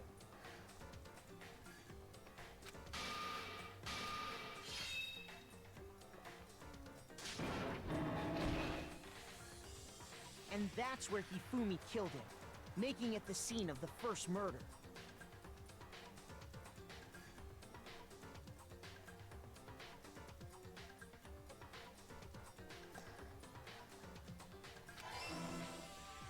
the murder weapon was Justice Hammer 4, which was left there in the equipment room.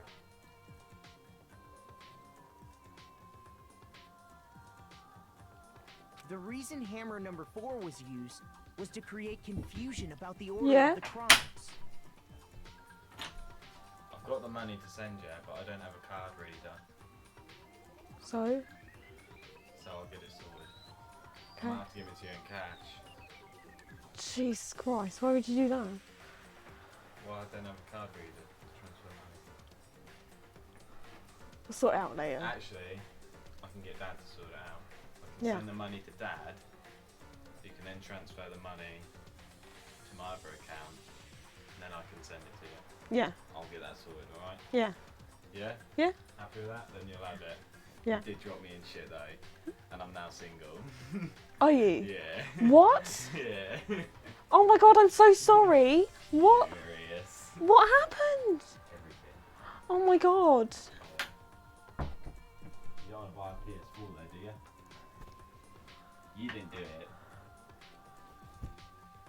Do you wanna buy What a was PS4? that? What all that noise was? Yeah, we just packed everything up. Oh my Do god. you want to buy a PS4?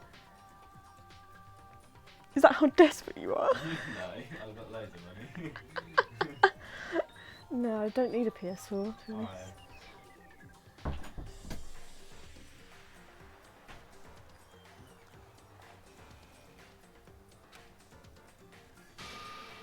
So, next they falsified 2 more assault incidents. Oh my god. For these attacks, the killers pretended to be the victims to solidify Robo Justice as the suspect. The first fake incident was the attack in the rec room.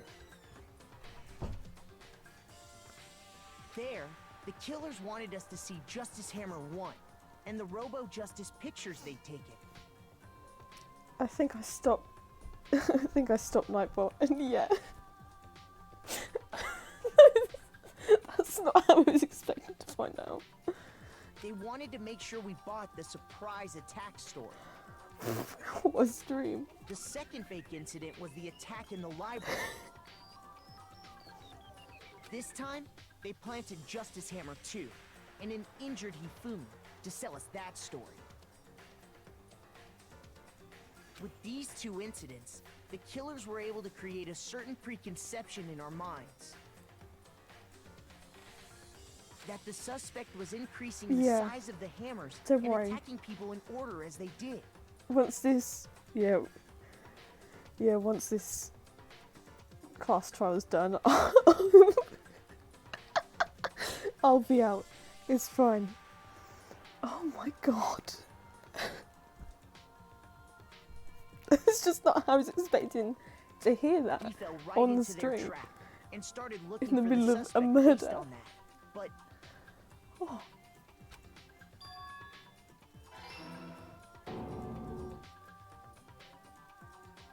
while we did that, we left Hifumi alone in the nurse's office. This was exactly what Hifumi was hoping for.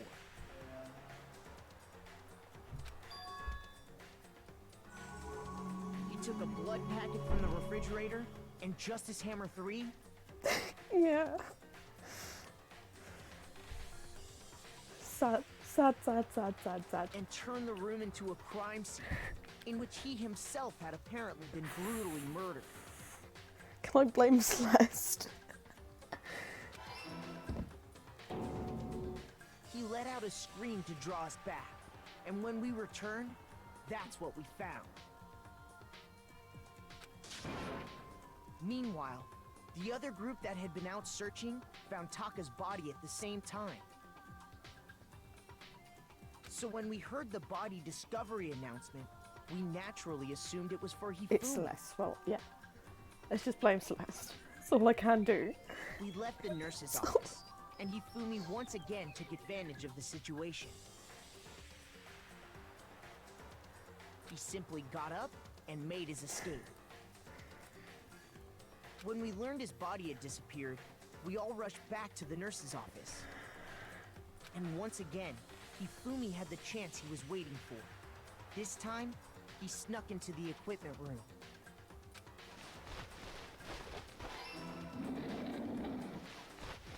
He wrapped Taka's body in a tarp and used the dolly to move it all the way down to the repository. That explains how each of the bodies disappeared. But even Hifumi didn't know what the true killer had in mind for their final act.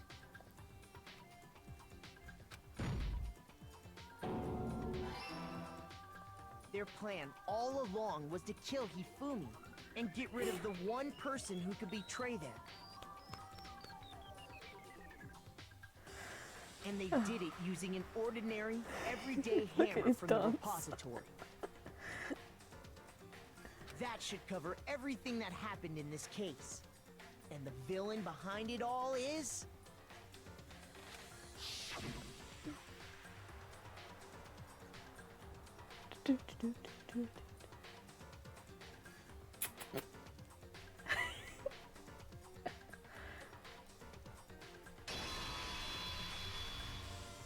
Celeste! Sorry, you lose.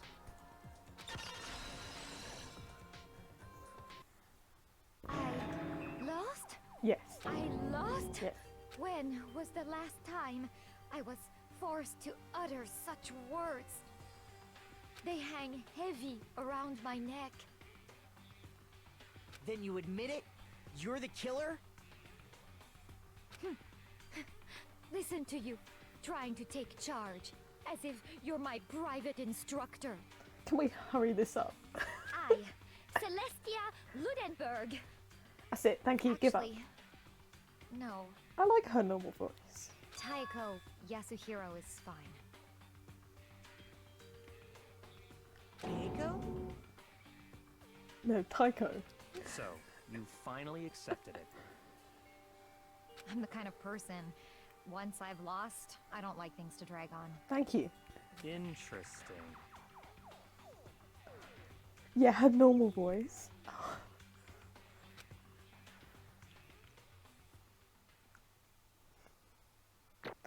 A C A A A A A A A A A A A B.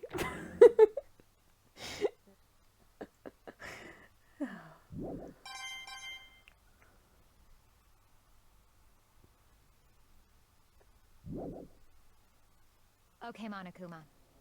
I'm ready to begin. Now, I don't like Celestia Ludenberg, but I love Taiko Yasuhiro.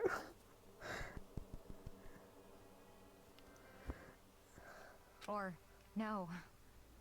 I suppose this is the end, isn't it? It is indeed the moment we've all been waiting for. Time to vote, okay? Okay. If you would, please locate your lever and cast your vote. And when the votes are tallied, who will become the blackened? Will you make the right choice or the dreadfully wrong one? What's it gonna be? What's it gonna be?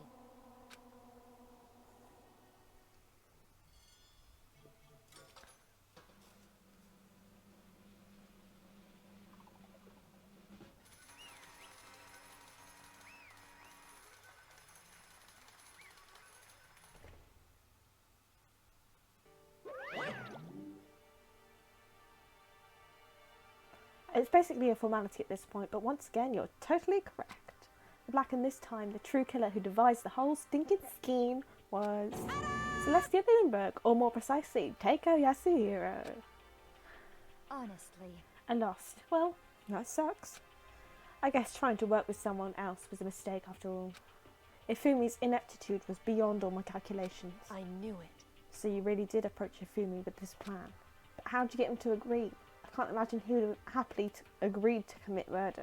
I'm sure she relied on her specialty, lying. My specialty? Don't make me laugh. I didn't have to lie to get him to agree. So then? Then did you use, you know... I knew you'd figure it out, Kyoko. You're absolutely right. To get Hifumi to act as my accomplice, Indeed. I used her. For everyone who's still left, I'll avoid mentioning it by name, but... it was the one thing Hifumi and Taka were both super into. Does she mean Is she talking about alter ego? Say what? What are you talking about? Just a second. Don't interrupt. We're in the middle of a very important conversation here. I'm totally out of the loop as usual. How sad. Yeah. The AI. It's Chihiro. It's Chihiro! In other words, Then you're the one that stole it. Indeed. That's right. I see. And you used it to drag Hifumi into the plan you'd come up with. Right again.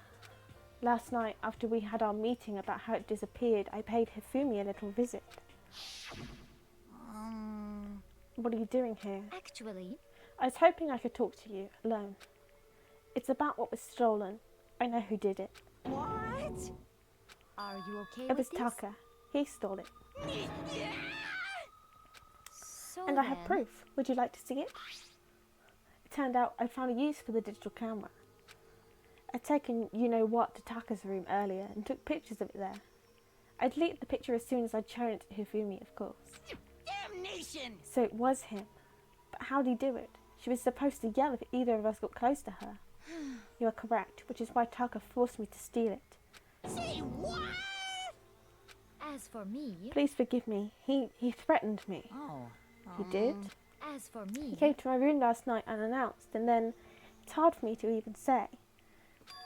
He abused me. What?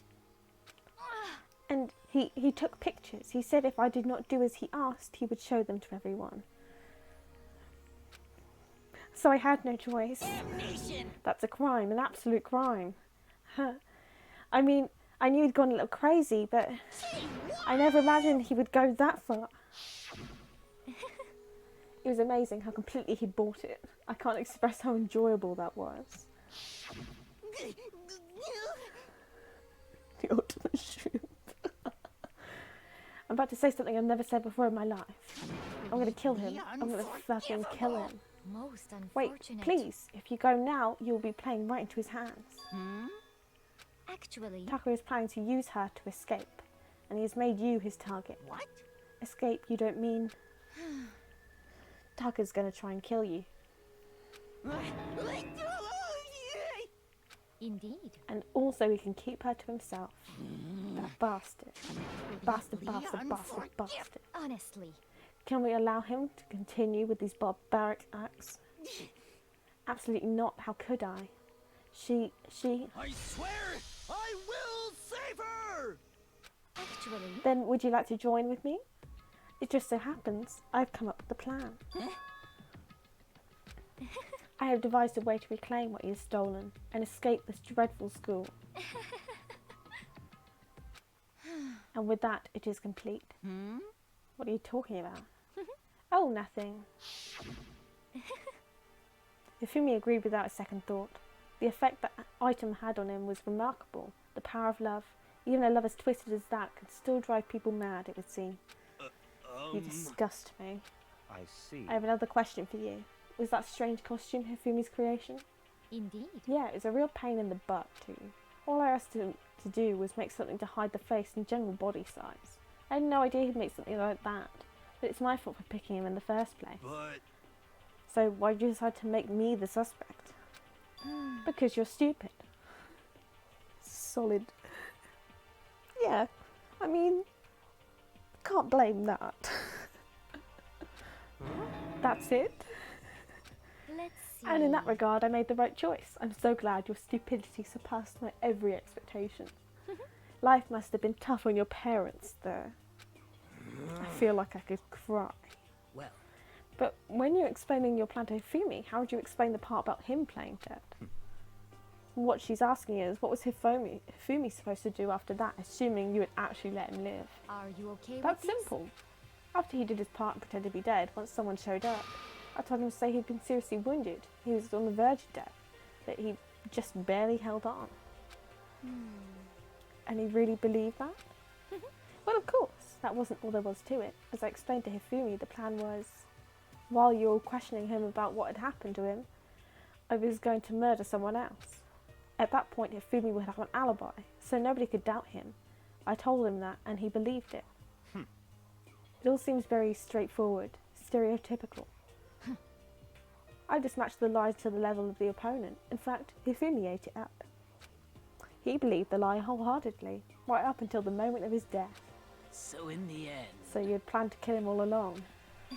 But of course, there had been no point to my plan if the one who pretended to be dead did not end up dead himself. What the heck? How could human life mean so little to you? Well... That's a non-issue. I simply did everything in my power to win. Don't be mean! Now you sound like Byakuya. I wonder No, about he that. derives his pleasure from the thrill of the hunt. In that aspect, we are nothing alike. Why? Then what made you take things this far? What the heck? Was it really just for money? Are you talking about the $10 million Monokuma offered us? That is a lot of money, it's true. But that's not all there is to it. From the moment our new life here began, my only thought has been escape. But all along, all you've been saying is how we have to accept living here. You little bitch! Obviously, that was a lie. Hey! I couldn't take it. I hated it from day one. More than anyone else in here. You little I wanted to get bitch. out. Every day was fresh torture. And you want to know why, huh? This is fine. Because I had a dream. And accepting a life here would have meant nothing less than giving up on my dream forever. Honestly. And there is no way that I could ever do that. In the underground world of gambling, I risked my life to make a metaphorical killing. As for me... And it was all for that dream. Isn't it wonderful? To live in a European castle. Respect. Respect I feel for you. A castle. Who wouldn't want this? And to gather handsome men from all over the world to serve as my butlers / bodyguards. I was going to make them dress up like vampires and satisfy my every need. Once I obtained that, I would have created a perfectly aesthetic world of decadence. This is fine. Living the rest of my life, there was my only dream, my only goal. That's what life is all about. Combined with my own winnings, Monokuma's $10 million have made that dream a reality. Yeah, those are certainly some goals. I got right to the edge, but There is nothing unfortunately to be my dream has been scattered to the wind. Still don't have any regrets. I pursued my dream to the very end, so why would I? done. Just the worst. You sound so passionate, but you were really able to kill your own friends for it? Oh, Are you asking me to feel guilty? That's a pointless endeavour. I think nothing of sacrificing others for my own ends. I feel nothing. do you understand? That's all there is to me. That's what makes me complete. Isn't it terrifying how different our values are? There's simply no room for understanding. What is this? That's what we should be saying, and plus, how can you be so calm? Don't you realise you're about to die? Why aren't you scared? My ability to lie is unrivaled, and I take pride in that. It's not just other people. I can even fool my own emotions. The conscious deceives the unconscious, and that's why you're not scared. Yes, indeed. That's right. I don't fear death. Kill me however you like. But you know, if I could be reincarnated, if I had a choice, then Isn't it wonderful? I think I'd like to come back as Marie Antoinette. Hey! You'd just get executed again. Yeah. I mean, that's exactly what happened, so. Celeste smiled then, and when she did, it looked to me like a poor effort to force it. She claimed she could fool her own feelings, but that statement itself must have been her final lie. And that weak, fake smile is what betrayed her. Thrills, chills, kills! You all done? Okay, then let's get rolling. The black and disturb the peace, then must pay the price. Now then, I prepared a very special punishment. For her, the ultimate gambler. Let's give it everything we've got. It's punishment time! I guess I'll let Kyoko hold on to this. What? This is... Will it really give you the hope you're looking for? I can't say I ever saw it that way. Which is why... Actually, it's not important. No, please. Well then, take care, everyone. Perhaps we'll meet again, in another life. I hope not.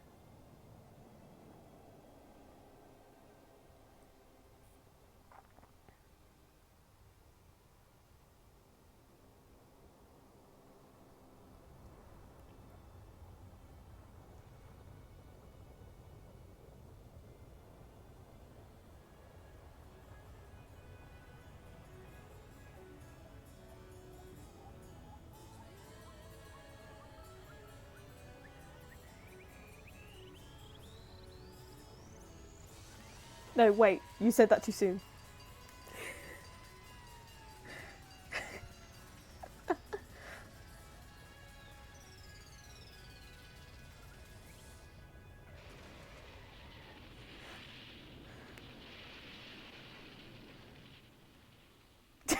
There it is.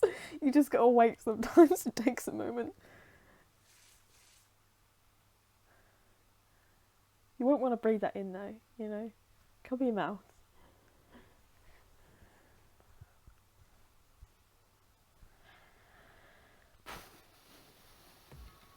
It's over. The third execution is over. Celeste's death is over. Celeste killed my friend, so I can't pity her, but I also can't deny that at one point I considered her a friend too. And for him to just come along and... Isn't it just awful? Someone couldn't cut free of their regrets from the outside world, and so more people had to die. You guys are still young. You need to place more value on your lives. What are you gonna do? Jeez, and here I thought you guys were going to pass the torch of hope to the next generation. Let me out of here! What do I care about hope? I'll throw it in the trash if you just let me out here. Too bad. You're all the embodiment of hope, whether you like it or not. And it's my destiny to knock you down by one by one. It's sad, yes it is, but that reality just can't be avoided. Don't talk like you're not responsible. How long are you going to keep us going through this? What do you want from us? Ugh, I'm gone now. God, I'm so sick of people asking me that. Give it a rest already. So anyway, Kyoko, did I see you get some kind of key type object from Celeste? Hey! So what's the deal with that? What? What's the matter? So then, I'll answer your question if you answer mine. you... What did you do? What did you do to me? Ooh. What? Hey, Answer me. What did you do to my body? Ooh. Oh man, oh jeez, oh man, oh jeez. What do you mean, what did I do? I have no idea. I don't know anything about it. What was that just now? The mastermind did something to Kyoko's body. What does that mean? Hello. Okay, things are getting kind of awkward. I think it's about time I got out of here. Well, Meanwhile, you guys can go on enjoying your school life. If you get lonely, give me a shout. Not that I'll do anything about it, of course. see ya later. Bye. Monokuma disappeared, leaving us all depressed and in despair. Although it wasn't all despair. There was one small hope. Hey Kyoko, Monokuma mentioned it already, but what's that key that Celeste gave you? so... Most likely, it's the key to one of the dressing room lockers. Huh? What then that means? I don't know, something about what did you do to my body? And he's like, I don't know. That's it. If I had to summarise that with anything. Celeste probably hid it in there. Hey, I suppose sometimes it's easiest to miss what's right beneath your nose. Well then, we'd better go check. Indeed. Good idea. We left the courtroom and rushed to the dressing room. As we approached the dressing room, Kyoko looked back at us and said, Hey, I'm going to go on alone from here. Everyone else had the dining hall. I'll check in with you later. What? Why exactly are you going alone?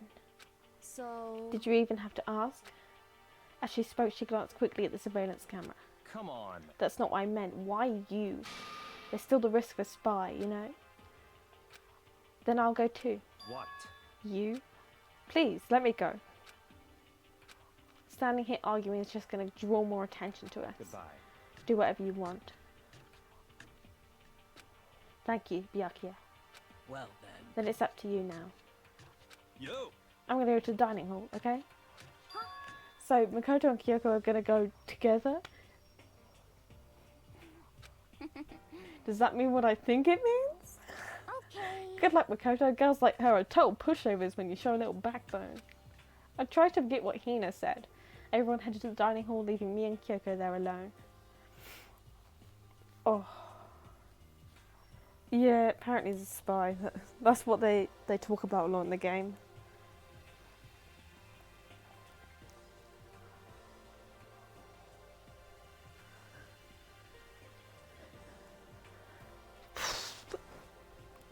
Oh, I'm gonna leave it here.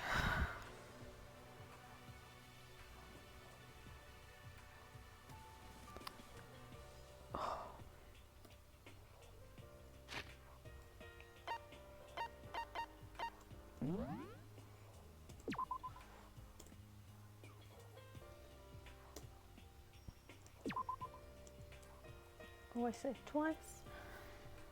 Oh. Oh, I mean, good luck with your work, I guess. Oh.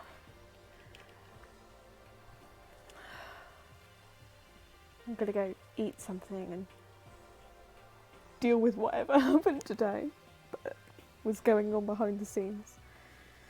Yeah, I will. Thanks for hanging around though, man. It's been a good one.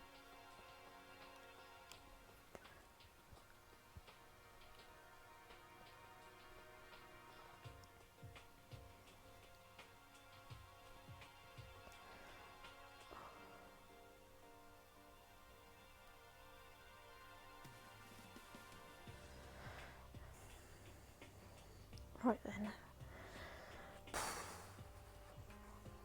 Oh, that's good. I'm glad you like it here.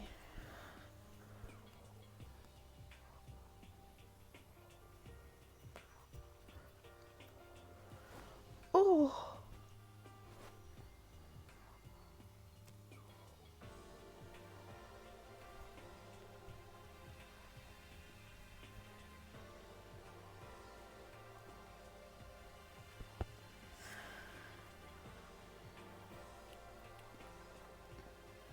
Raid someone.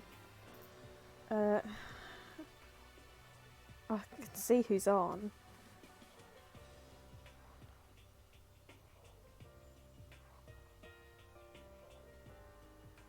Raid channel.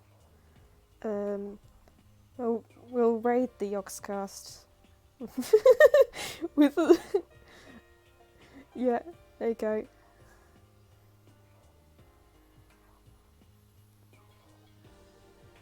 Yeah, there you go. Have fun.